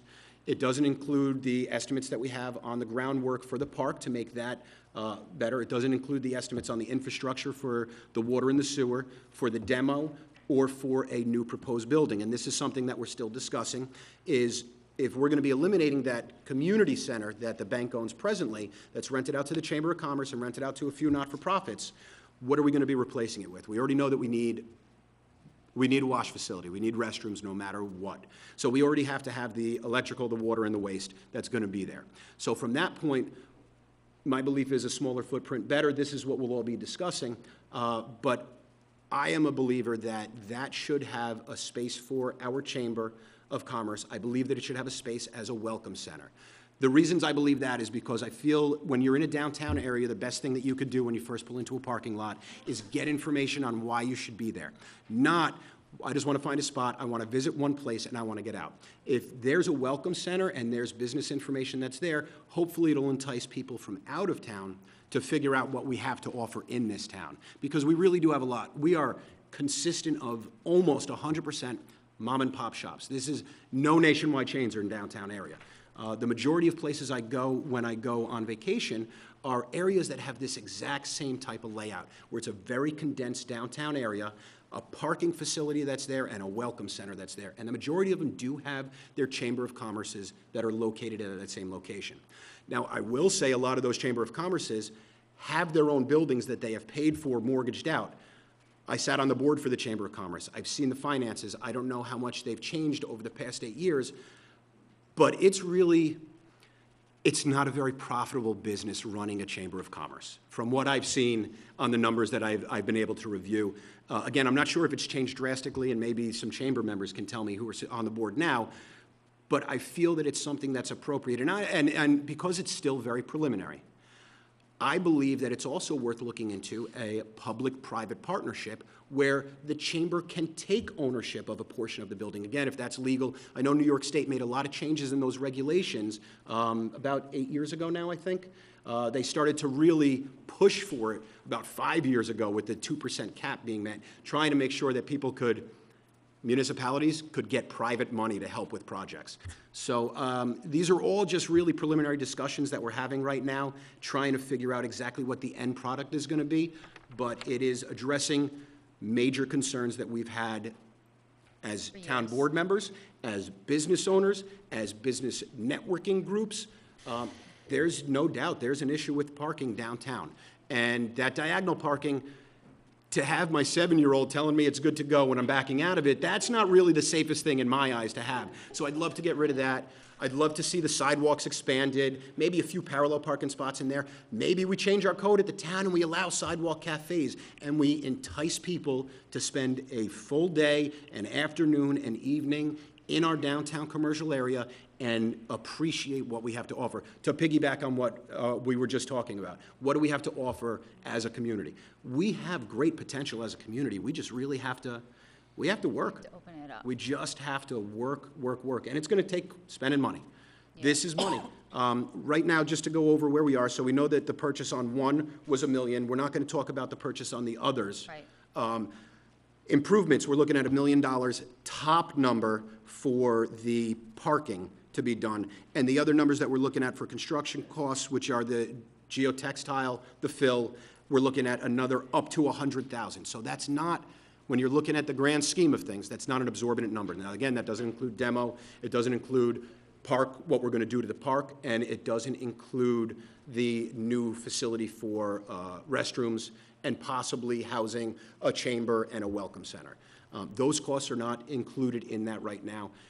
Very preliminary in regards to what our end is going to be. We're still working with Walker. They've been extremely receptive on changing. I think I've had probably 7 different drafts come from them on that one site alone because of first having it all the way out to the shorefront. There's no way we want to do that. We really, the greatest natural resource that we have in this town, and it's been this way for 150 years, is that lake. I mean, the entire community for its economy was based on that lake when it was ice harvesting back in the day. And then it was about people coming up in the summer and utilizing the lake. That lake it's the gem. It really is the greatest thing that we have. We can enhance it further than what we have right now. And the first step was purchasing that property for Swan Cove with whatever questionable limitations it has based on its current condition. It can all be addressed. We have one of what I believe is one of the most well-respected parking engineer firms in the Northeast region working on it with us. Today, they gave a webinar nationwide on utilizing your parking facilities in a municipality to make it the most efficient thing possible. They are the go-to when it comes to parking. We're utilizing them. They're working hand in hand with our engineering consultant on the civil engineering side. I believe the end result is going to be one of the greatest things that we could do for the downtown area, only again further enhancing what we have as a community to offer, and hopefully bringing more people from the outside in just to come and experience what we have and why we're here. I mean, I remember in high school I said I'm never coming back to this place, way too small of a town, everybody knows your business. It's the greatest place to raise a family. It's the greatest place to spend a lifetime because we do know each other. We're all tight-knit. We all have, I believe, the same intentions at heart, which is enhancing what we already have, being good neighbors, and working together for a better future. And I think that this is a project that I hope everybody begins to embrace with the more information that comes out there, with the more transparent that we are, and the more work sessions we have like this, because information is imperative. We want to be able to allow everybody to have the information that we have. There are just, when it's contractual, we have to keep some of those things at bay. But right now, I think that we're moving in the right direction. We're going full steam ahead, and we need to meet up with Parks and Rec Advisory to make sure that we're all working together with what everybody's expertise is. Because we are not experts in designing parks. We're not experts in designing parking lots. That's why we brought in the expert there. We just need to be working together for the end goal. And I think that this end goal, and I think that this was really what Councilman Lupinacci was hitting on. One of the things from Swan Cove, there's currently a little pier that goes out there, really developing that pier, and hopefully you guys will take this one as you guys start working with it. Developing that pier out further, allowing it to be a little fishing wharf, getting a gazebo at the end. Like, these are the things that we vision. So kids could go and take their prom pictures out there. You could do the wedding pictures out there. There's a great deal of people in our community that I've heard from for 15 years since I came home, telling me, you know, All I keep hearing about is the lake, and I don't ever get to go on it. I don't ever get to look at it. The only time I could look at it is if it's in a picture in the newspaper. Here's an opportunity where you're going to get to appreciate it. You're going to get to have generations appreciating it together. So I think it's going to be a great project. I'm very excited about it. I think we're working with the best and brightest in their fields, and I think it's going to be a great addition to our town, as well as what we've talked about at that last work session item. Great additions to the town, continuing to build on what we have to offer. Yep. And we're all going to get a brief moment to talk, but I personally would like a little bit less of the parking. I think 100 and whatever is a little bit too much, but this is all up for discussion. My envision is just really simple. A lot of the green, where the building, where all of the cottages are, Swan Cove, stays green. And we do not deed restrict it, so you can have farmers markets there. Unlike the Chamber Park, you can't have a farmer market, okay? Have the farmers markets there. Also, we've discussed to make a little footbridge from the Swan Cove over to the Chamber Park. So it's actually a nice combination between them. And this is all going to be beautified, and Mike will probably go, and Jonathan or whomever can go, if they wanted to go in more detail about the ins and outs of getting into the bank turnaround and the bank drive-through. But I would like it to keep, because my vision is like what everyone up here and everyone in town knows, you cannot, not that they can get on the lake, but they're going to be able to sit on Adirondack chairs. They're going to be able to sit on benches and look at the beautiful, on that side, I think it's the sunrise, over there, and play Frisbee with the kids, or whatever you may do. Have, hopefully the Chamber and whomever, the park can get involved with the farmers markets and things like that. That's what I'd like to see, a little bit more green, but enough parking to accommodate what is needed. I love the idea of the pier. So again, we wanted to be transparent. We're not trying to hide anything, and we do want input as well. And So the we could studies just are go ongoing. down the line. If you need the big picture, I do, because I have glasses and I still needed the big picture. I'll try to keep this short and sweet. Apologies if some things are repeated. Number one thing, and I've said this from the get-go, and I got to be honest with you, a lot of people have come from the outside. They say they're for it, they're neutral, and just don't do it. It's just too much money. My belief is that lakefront property does not come around. They're not making lakefront property. And if this is one of the last pieces that we could acquire, we really need to look at it, because there's been previous boards over the last 50 to 70 years, even longer, that have had opportunities to buy lakefront property, and they did not. And time is running out for us to acquire it. Yes, it's a lot of money. As Councilman McDonough and Councilman Schneider mentioned, my vision also is to Swan Cove, it should be as green can be. As I mentioned to the other, and Councilman Borelli, I hope that my daughter can go play Frisbee there, and she's a sophomore right now. I'd like Sweet 16 pictures to be taken, prom pictures to be taken there on some type of a boardwalk or a pier. I'd love to see kids throwing a lacrosse ball around and stuff like that. To make downtown Mahopac or the hamlet pretty, you go into the hamlet of Carmel, and you go to one of my favorite parades, the Parade of Lights, you're right on Lake Lenida, and they're always trying to make that shoreline better. The Civic Association, they do an outstanding job, and it's just beautiful. It's almost like Rockwell-ish, looking at the water and looking at the old buildings. We don't have that in the hamlet of Mahopac. So to get a park right on the lake where you could just look straight out, I think is an asset to the town. Yes, it's a lot of money, I'm not going to lie to you. As for all of the other developments and even developing the park, I want to be a minimalist. I want to try to keep costs down. I want to do less, to me is more, because let's just keep it as natural as can be.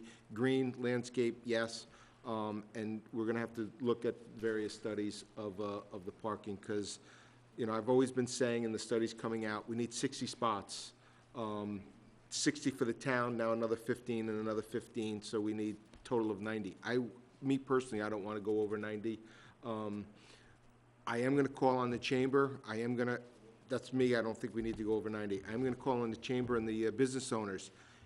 If we're going to improve this downtown for them and their parking, they have to tell their employees to go park in this spot, because those spots, even on the weekends, are always open, yet people are driving around, private entities, looking for a spot. But if the business owner says, employees, go down there and give your spot to a pedestrian or a patron, that's what needs to happen.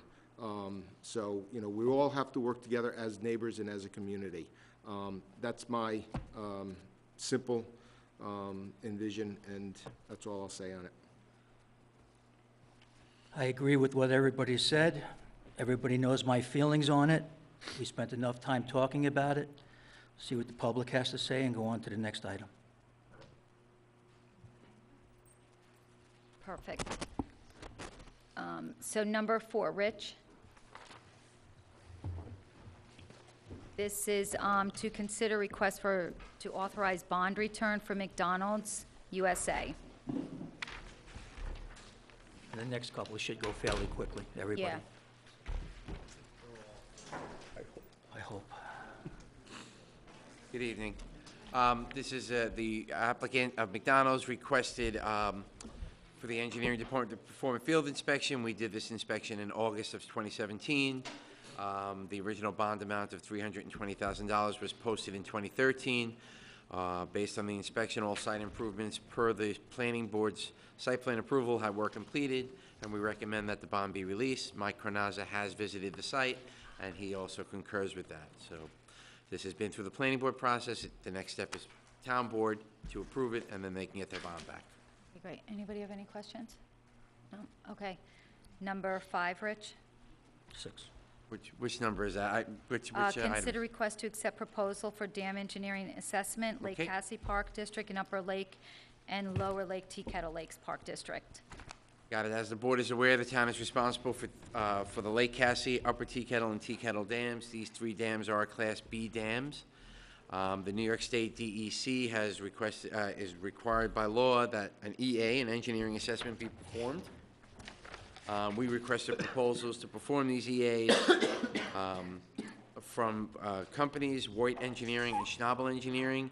We asked that the proposal be broken down into 2 separate costs. One is to perform a hazard classification analysis, which is part of an EA, and the second part would be to do the EA. If you get the hazard classification and it lowers the class of the dam, you don't have to continue on with the EA, which is why we broke it into those 2 areas.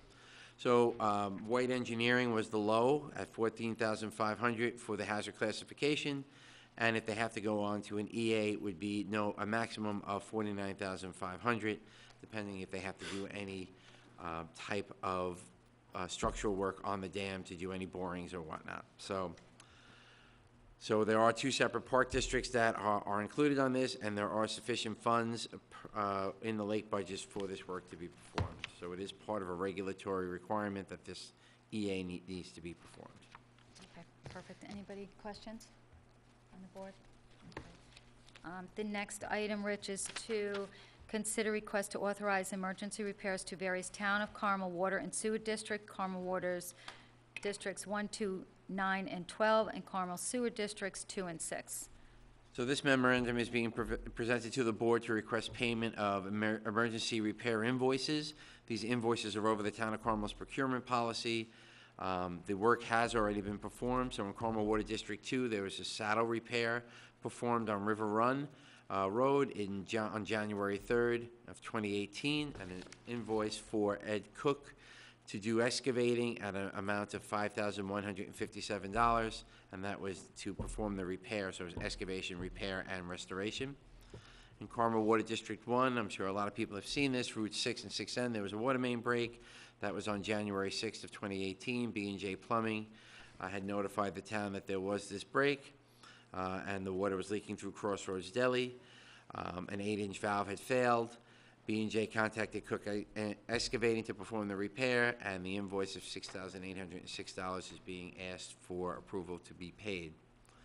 Carmel Sewer District 6, the Way Across Sewer Pump Station, on January 13, 2018, a pole came down. This is the pole that supplied power to the pump station at the intersection of Way Across and Archer Road. It was, at that time, we placed a portable generator there. We had Owens Electric come out and connect it all up. We determined at that point in time, instead of running the wire across the street on a pole again, pole to pole, we would bore, so that the wires would be out. It's more of an aesthetic, plus it's also a little safer. So we asked that Cook Excavating perform that service. They had an invoice of $6,080 to mole a 2-inch electrical conduit underway across road. Additional invoices from NYSEG, Owens Electric, and Suco Fuel will be provided to the board if they exceed the town of Carmel's procurement policy. This incident has been submitted as a insurance claim. Carmel Water District 9, the Locust Hill Pump Station, on January 21st, B&J Plumbing, operators for Carmel Water District 9, identified that the primary lead for well pump at well 3 had failed, and it was determined that the pump would need to be replaced. B&J provided an invoice of $18,141 for the removal and replacement of this pump. This is a 350-foot deep pump and is the primary well for that district. Carmel Water District 12, Jennifer Lane pump replacement on January 22nd. Infomark, the operators of Carmel Water 12, identified that the well pump at well 2 was drawing high amperage and tipping an overcurrent as soon as it started. Infomark contacted B&J Plumbing to assess the pump, and B&J determined the pump had mechanical issues. So attached is an invoice for $10,194.54 for B&J Plumbing to remove and replace the pump in well 2. This is well 2 is 504 foot deep, has a yield of approximately 25 to 30 gallons per minute, and is the primary pump for that district. Carmel Sewer District 2, the Duke Pump Station pump rewind on February 5th, 2018. Infomark identified that the pump windings for one of the 2 pumps that are at the site had failed and needed to be repaired. This pump station has a considerable amount of flow and is located 100 feet downhill off a roadway and is about 20 feet deep. We treated this repair as an emergency because in the event that the second pump failed, due to the site conditions, there is a potential for overflows that could cause compliance issues with the Town of Carmel's State Pollution Discharge Elimination Permit. The repair of the pump will have a 1-year warranty, is approximately 3 years old. The cost of the repair is $6,118. New pump would cost $20K, so we went with the rewind. So we have advised the Controller's Office of these expenditures, and there are sufficient funds in the miscellaneous budgets for the work as described. I tried to go as quick as possible, so. That was good. Anybody have any questions up here? No, good, thank you, Rich. Thank you. Next is the Highway Superintendent, Michael Simone. And this is to consider request to purchase de-icer under the Suffolk County bid list. Mike? Hi. Yes, good evening. A new product is came to the east. It's being used out in the west primarily. First time that we've had a chance to purchase it. It's a 100% organic product. As everyone knows, I do use a liquid brine. I can add it to a liquid brine, or I can add it to a pre-wet system when I put down my rock salt.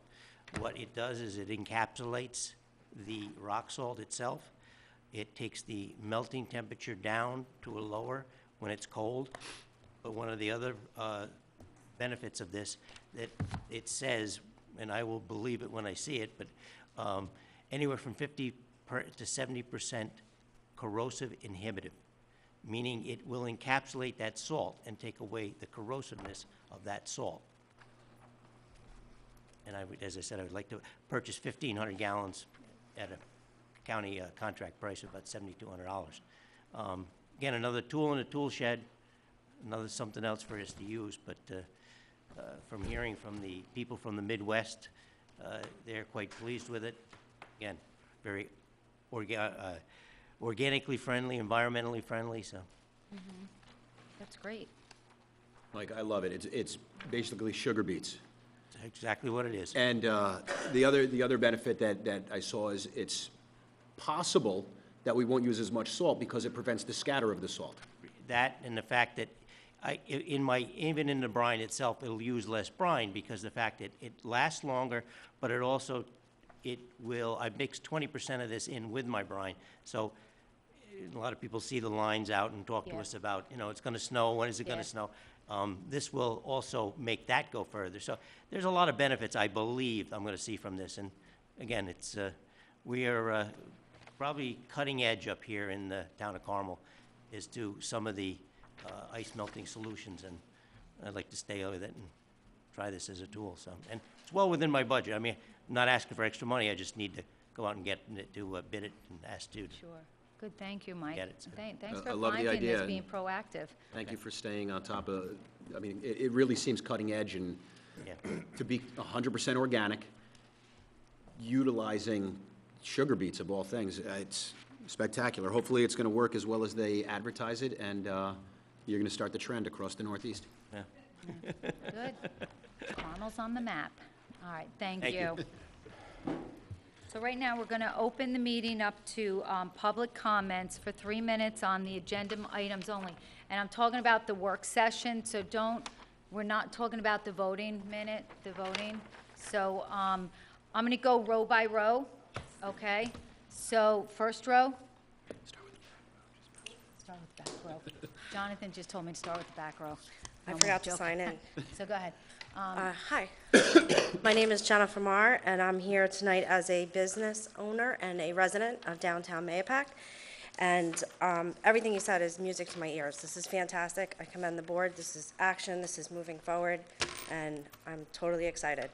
So with a lot of the conversations that's been floating around, I got a little concerned that the needs and the concerns of the business community was being forgotten. So this morning, I decided to work with a couple of business owners and write a letter. You've addressed a lot of those concerns, but if I could read the letter, I have about 16 businesses, and I only had an hour today, not even in heels, running around downtown to talk to a few people, and about 50 signatures. So if I had more time, there would be a lot more, and people just wanted to talk. They didn't understand, so what you did tonight was great. The rumor was there was only 30 parking spots that were proposed, and all kinds of stuff. And also, out of some of the conversations, I've heard the public say there's not a problem with parking downtown. So just before I came here, around 6:15, I stopped at Gino's. I mean, there were people fighting. So then I went and pulled over by Cacciatore. The whole entire bank, around the bank, had people parking. Along the side of Cacciatore, all parking. You couldn't, it took me like 5 or 6 minutes to go from Cacciatore's to Mayapack Inn. And then where Bliss, Coco- doubled up parking. Cherry Lane, double parking. it was insanity. God bless. There's nothing I love better than when I see these businesses bustling, but it's a struggle. And that Mayapack Plaza, and most of the people that say there's no problem mostly frequent Kobo, and quite frankly, don't really frequent the other stores in that area, so they don't really get to see it. And on a night like tonight, most of that parking is for Kobo. So a restaurant like Dish and Cacciatore really suffer. And a lot of the spots that people are parking at Kobo aren't even on his site plan, you know, so it's a struggle for all the businesses down there. So if I could just read the letter. So we are signing this letter to make you aware that we as business owners, property owners, and employees or patrons of the downtown area of Lake Mayapack have an issue with parking. With all the debate going back and forth on the proposed parking lot, we are concerned that the real issue of a lack of parking for the businesses that exist in the downtown area is being forgotten about. Current parking is detrimental to both the current health and future growth of the downtown business district. So we do ask that immediately a temporary parking solution be discussed and coordinated by the town board with the Town of Carmel Police Department. Tickets are randomly being distributed to local businesses, owners, employees, patrons, residential tenants, and there's no parking solutions that have been offered by the Town of Carmel. Those C of Os for those businesses and residences were given by the Town of Carmel or the Planning Board or the Zoning Board without taking parking into consideration, and now we're giving tickets. And I understand the police department is doing their job. It's officially 2-hour parking. So am I supposed to pay my secretary to move her car every 2 hours? And that would be great if she had someplace to move her car to. So the parking situation is having a negative impact on the downtown business district. And, you know, there are solutions, but I do think it has to come from you guys with the police department. I don't think people feel comfortable just going and parking in the county lot. or some of the other places, it's been discussed, well, why don't people park in the chamber? It's not there for people to park. It's private property. So they don't, why don't they park in the chamber park? I don't know.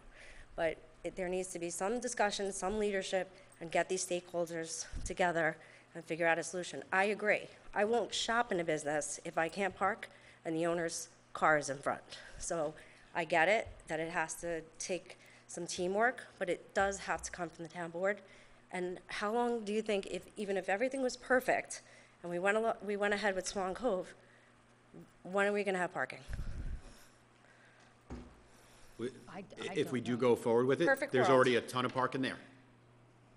Okay? So as soon as we So did sign we- it, they It can would really go. be as soon as we sign a contract to Okay, purchase. so an official letter saying, hey, this is open, you guys can park here, get a meeting together, Yeah, so we that could- I people think that- understand it. That's when we'll work with the chamber, the businesses and all, and. And the police we'll come- department, I and the think police community department. policing is a great thing. Yeah, Yeah, It has absolutely. to be. yep. Well, Perfect. thank Yeah. you, all good news. Thank you. You want these? I was gonna say, Yeah, yeah. yeah, definitely. Yeah, I didn't send make it up, 'cause copies, but I I want can Kenny get to 'em see again. it, yeah. I'm only a Thank you. fill-in. Yeah, Jen, thank you. Is there, anybody else in the front row? Yeah, definitely, thank you. Front row, yep. Come on up, Mike. Just your name, please. Michael Celestino, CEO of the Mapac Carmel Chamber of Commerce.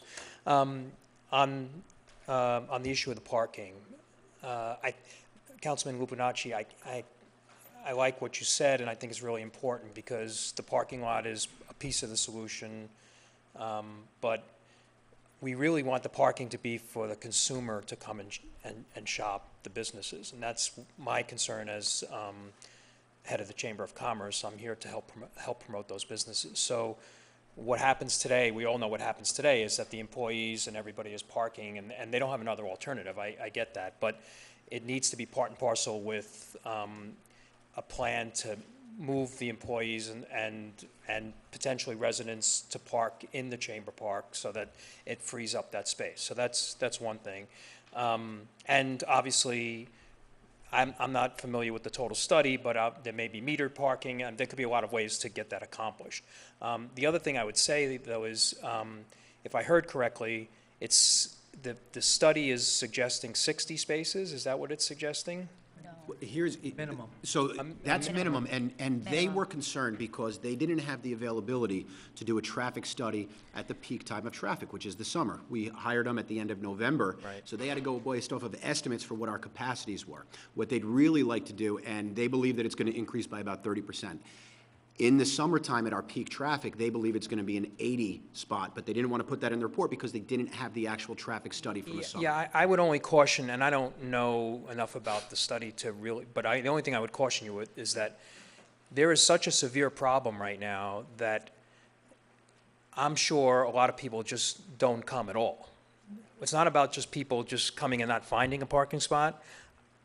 In my mind, if I have an alternative, I may go just someplace else. So once parking becomes available, you may find that the need is even greater than what you think it is, because there's been so many people that just won't even attempt to try to come. So I don't know. I just caution you that more may be better than less, because, and obviously, if the parking does improve and the businesses improve, it adds more parking, right? It just continues to grow. So I'd be very cautious not to, be on the low side, but definitely be on the high side. And I appreciate the fact about having a passive park, and I get all that, and I think there has to be a balance. But I would just suggest that you really think it through, because I think what will happen once you make this change is that it's going to create more traffic and a need for more parking.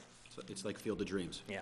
You build it. Yeah, look at it. Just on, can I speak about the park and rec piece? Or, yes? Okay, so that, not as a chamber person, though, okay? I just want to make a comment, because I agree that I think that's an important part for the community. The only thing I would say is that, and I'm just, for me, just listening to what was said tonight, I would think about the advantages, because I heard the comment about being an exclusive soccer park and an exclusive baseball park. And I'm sure there's advantages to that, but I would think about the other side of it too, because maybe there's advantages to having a mixed type of use, meaning mixed use, meaning baseball and soccer on one, because they're seasonal sports, number one. Number two, it's nice to have activity in the parks all the time for other people that may be walking their dogs or pets or whatever it is. And as I said, I'm sure there's pros and cons. I get the ownership piece, and if I had 3 kids and they all played soccer and they was all in one place, I thought that would be easier than having to go to 2. You would thank us. So, I mean, there's plenty of ways to look at it, but I would just say, I would probably look at it, I would look at it both ways. I also, just from a financial perspective, if we're eliminating soccer fields in one park that we ultimately are going to build in another park, maybe we don't need to eliminate those soccer fields in the first park. You know what I mean? Like, it seems like we may be taking something away to move something from point A to point B, and there might be some savings there. And that shouldn't be the only reason, but I would just encourage you to look at it not as exclusive parks, but potentially look at it the other way as well. And whatever the best solution is, it is. Yeah, no, I appreciate your comments, thank you. Going down the line, going once, going twice. Any of, okay, go ahead.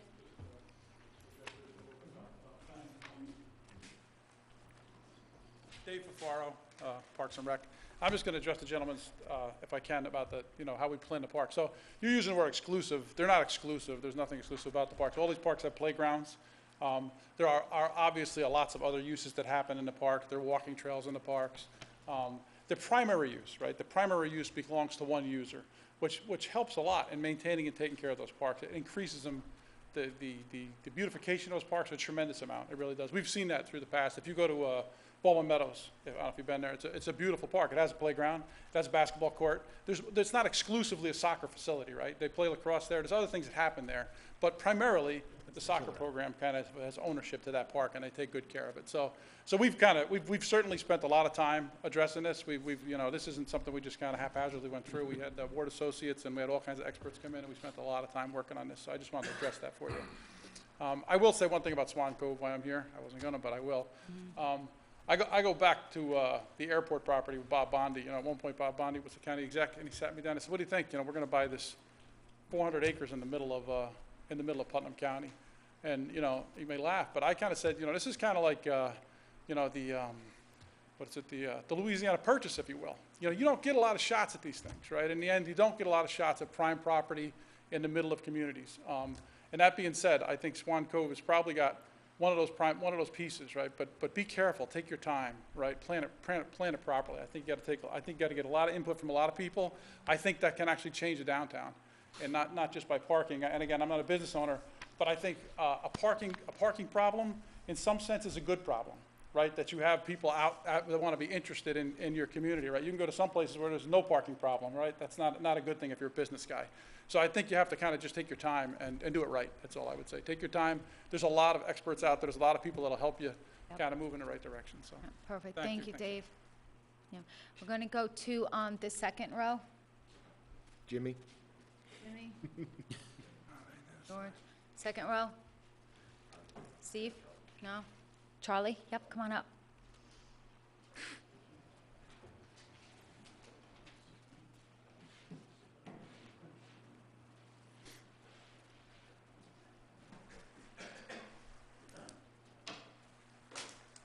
Good evening.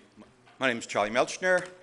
My family, myself, my wife, my grandchildren, we all live in the town of Carmel because we choose to, because we love it here. We've operated a family business here for a long time, and you're exactly right. It's good to have parking problems sometimes. And I appreciate the town board working so hard and putting up with so many difficult questions coming at them regarding these parking issues. I would like to ask a couple of questions of you. I don't expect any answers at this particular moment because you probably have addressed them already. Do you have an overall budget to solve the parking issue in the town of Carmel, a monetary budget? If you do, I would like to know that. I think it should be talked about at some particular moment. Can Wagner, who is doing our parking studies for us, help us get grant money from anybody? You said they're recognized all over the United States. Can they help us with getting grant money to do any parking? Will there be fees in our parking lots for people that are parking there? Maybe not every parking area needs to be fee-orientated, but certainly some of them could possibly be orientated. John, you brought up a really good point about the people working in the merchant stores parking in front of their stores. We've talked about shuttle buses for the schools, to get over to the camps. Possibly we could talk about it as an interim product until we get our parking issues somewhat resolved, about having a shuttle bus located at our Mount Hope Road parking area that's so definitely underutilized from 7 o'clock in the morning to 9:30 in the morning to bring merchant parking cars back and forth from downtown or wherever they might be to park their merchant cars there. And then in the evening from 4 to 7 o'clock to be parked there. You bring your cars back and forth and to park there. It would alleviate, I believe, because probably if we, in a small little town, we probably have 45 or 50 businesses that probably have at least 3 or 4 people working in each location, which could amount to 150 potential parking spots being taken up in our downtown. I think it's something to take a look at. Also, when we're taking a look at everything, I think one of the big bottlenecks we have in our town is Cherry Lane. It's always backed up. It backs out to Route 6. Maybe that could be designated as a potential parking area. Thank you for all the hard work that you do for our community, and thank you very much, and have a lovely evening. And drive Thank carefully you, going home. Charlie. Charlie, I have to thank you. I've served with you on a few different boards throughout the years, and you always have great ideas. And I don't think we've looked at any one of these suggestions, other than the paid parking, which is part of the study.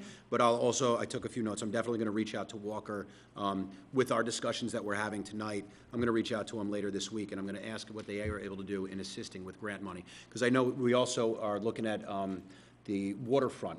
Yes. There's a lot of state money that's coming out for waterfront revitalization. This is as waterfront as it gets. So thank you for that suggestion, too. And as always, we always appreciate your input. Thank you for hearing. Thank you. Steve? Hi, good evening, everybody. My name is Steve Lacquadara, and I am the president of APAC Hills Association. I just want to say that I think that you guys are doing a great job. Just though, I haven't been to a meeting in a long time. I'm only the new president for the association, but you guys have plans, and you have a big overall plan. And this was 30 years ago that they had a big overall plan too, and they came up with some money for a water system that needed to be done in our neighborhood. And 30 years later, it's still not done. So, and I built my house 20 years ago, and it's still not done. And I told them to stop paving the road because they're going to put the water line in. We want to try to find out when that's going to be done. Already, you guys went through about 6 parks. We're talking about parking lots. This money's been allocated and put aside 30 years ago for it. So if we use that money for something else, what are we going to use the money that we're getting for all the other things you're trying to do? I do a lot of construction in Manhattan, and we work on major projects that we have models, and we have things that show us what's going to go there now and what could go there later. We have elevation drawings, and we have heights, and we have what the lowest points are. You guys got a problem when it comes to water in basically every park that you developed and that you are going to develop. You have pathways that are going to channel the water in, but how long are those pathways? How wide are these parking lots?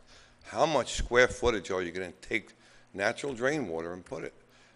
That's not figured in. A lot of things aren't figured in. Hill Street, that road needs to be widened, gutters and drains and troughs, and spillways. That's not figured in. There's a lot of money that needs to be done. I mean, everybody's coming up with great ideas. But if we haven't got the money for what was done 30 years ago, I don't know where you're going to get it from. That's my opinion, That's, we all have our own. And, it's... That's really, I only came here for the water thing, but I've heard so much stuff. It's like, wow. And, the master plan 30 years ago was somewhat the same way everybody's talking today. The only guy I know that's on that board that knows how to do planning and finish things 100% and do them right is that Mr. Borelli right there. He could do a lot. you know? Maybe everybody should pick his brain on how things get done and how they end up at the end, you know? And there's a, you know, there's a couple other things, but, you know, I don't need to get into them now. We have to talk to our board to find out what our master plan is too.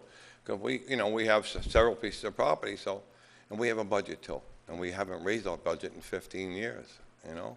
And I'm fortunately the one that has to do it. Yeah. But we won't have to do it for another 15 years because we have a plan, you know? That's all I got to say. All right, good, thank you, Steve. Anybody else? I'm going down this way on the second row. No. The back row? Roger?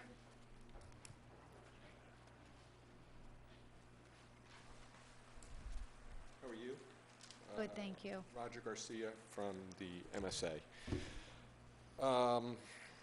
Longtime resident of the town, and I guess it was about a dozen years or so ago, I started going to meetings, and one of the first meetings that I was at was at the school board when the budget was shot down, and Dave Fafaro stood up in that meeting and said that there's basically 3 reasons that people move here to town. One is education, one is recreation, one is safety. So it's not something new that he's just started saying because this is an application of that. He's been saying this for years and years and years.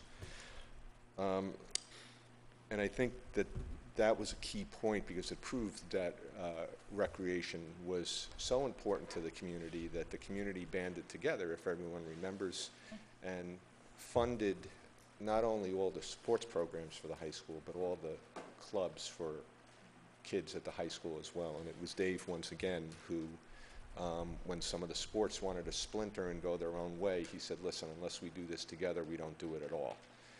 And I think that that was a turning point for me, led me to get a little bit more involved, and I am very grateful. My wife may not be, but I am. And you know, each of you board members recognize the fact that recreation within this town is very important. Some of you have run with the promise of increased recreational opportunities for everyone. Others of you make certain that when you do run, you let people know that you've been involved with the MSA or CSA in the past because you understand the importance of that.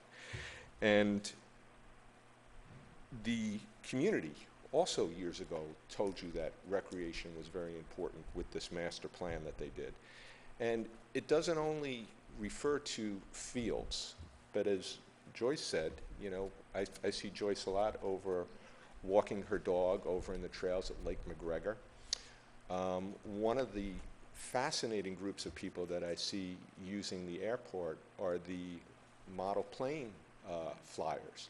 There's a group of retired guys from down in Yonkers that they meet up there a couple of days a week. They set up their tables, they set up these phenomenal planes, and they fly them all around the airport. It's really a fantastic use of that facility. So even though that's kind of deemed to be a soccer and boys and girls lacrosse facility, it's not entirely used as that. There's multiple other uses for those fields.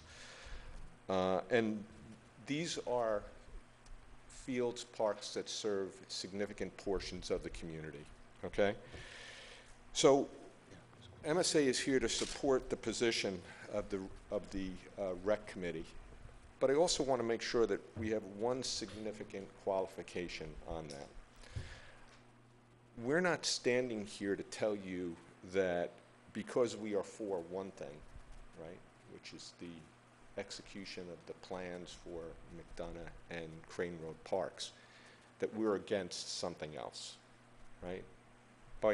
By no stretch of the imagination do we want to see one of these projects being done at the expense of the business community, because if we can't satisfy the vast majority of the segments of the community, we lose the sense of community that John alluded to.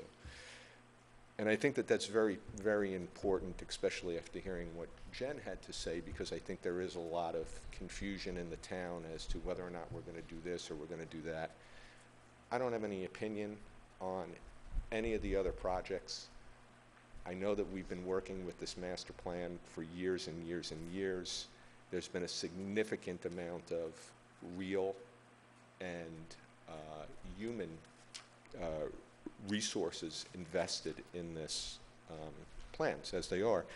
And we really would just like to see them executed at this point. I mean, there's been a lot of money spent, a lot of time invested. If we're going to move ahead, let's move ahead. If we're not, let's come up with an alternative and let's do what it is that we need to do. But I think the time is right. If we're going to do it, let's do it.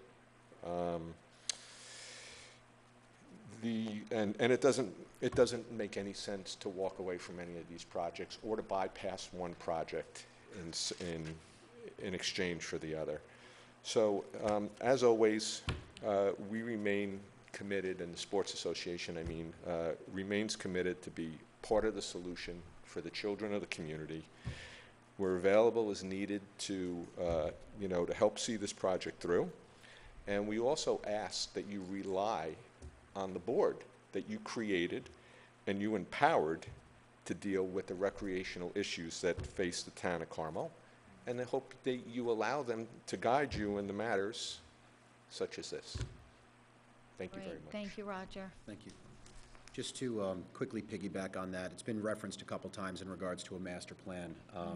Our master plan is 10 years old, and really one of the biggest items that was talked about for improvement in the town in that master plan from 2008 was a sewer to go around Lake Mayapack. That is nowhere near what we're talking about right now. That's not even on a timeline. I think it's time for us to really evaluate what we're going to do. We need to come up with a new master plan, come up with the new vision for the town, including everything from recreation, including infrastructure, which, as we know, is aging. I have an article from Reuters in regards to the biggest issue that we're going to be facing in the United States is our aging delivery of water.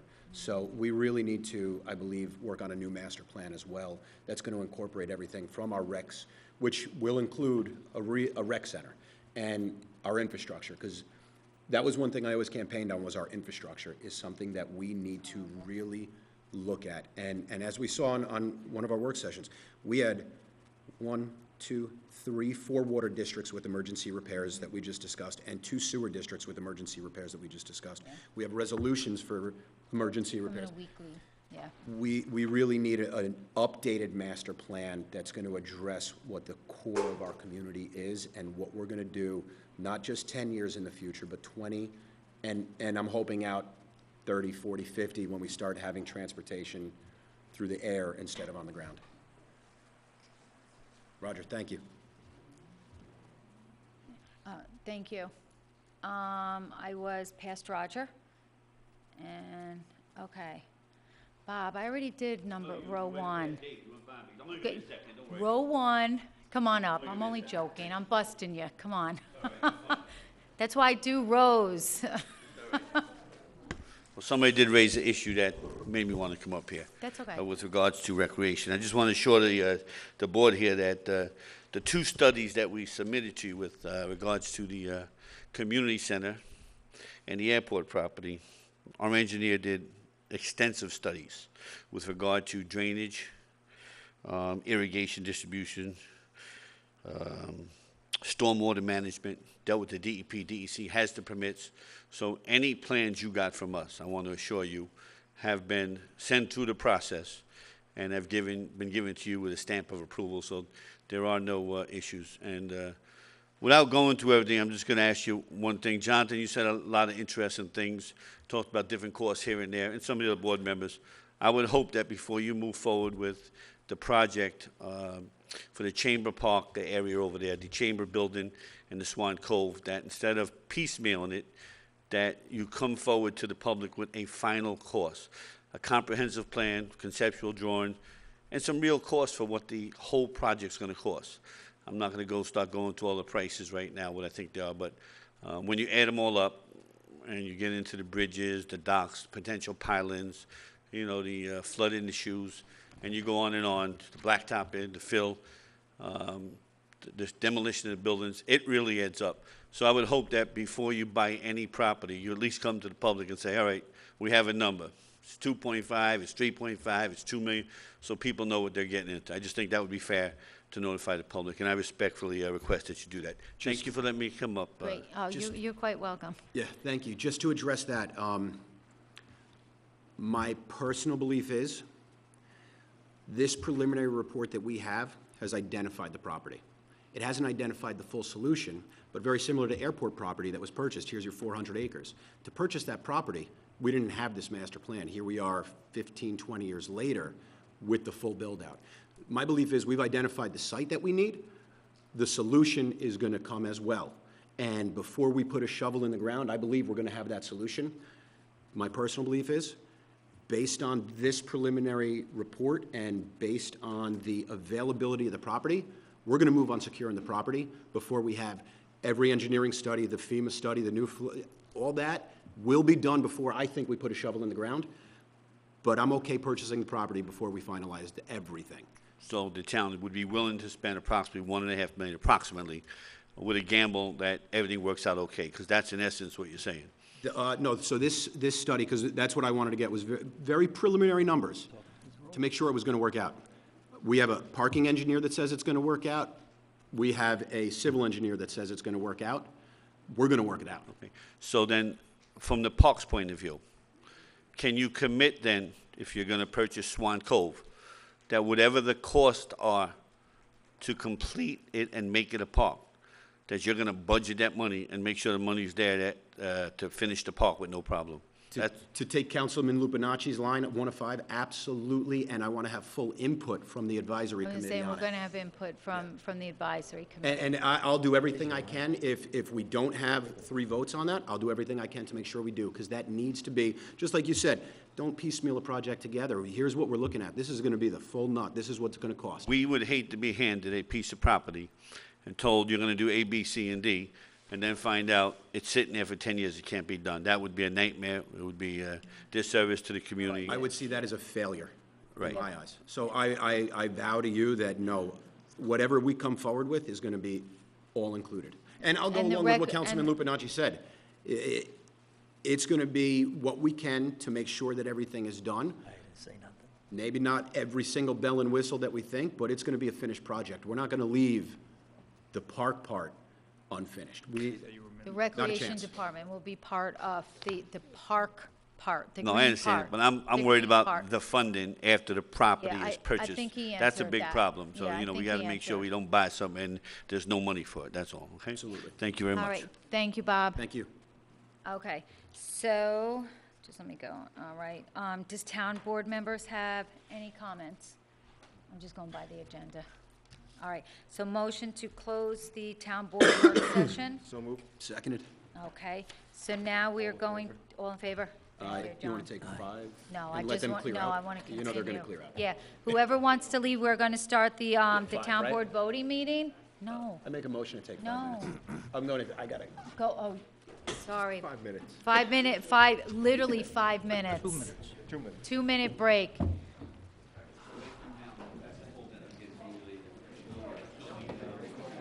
Yeah, thank you.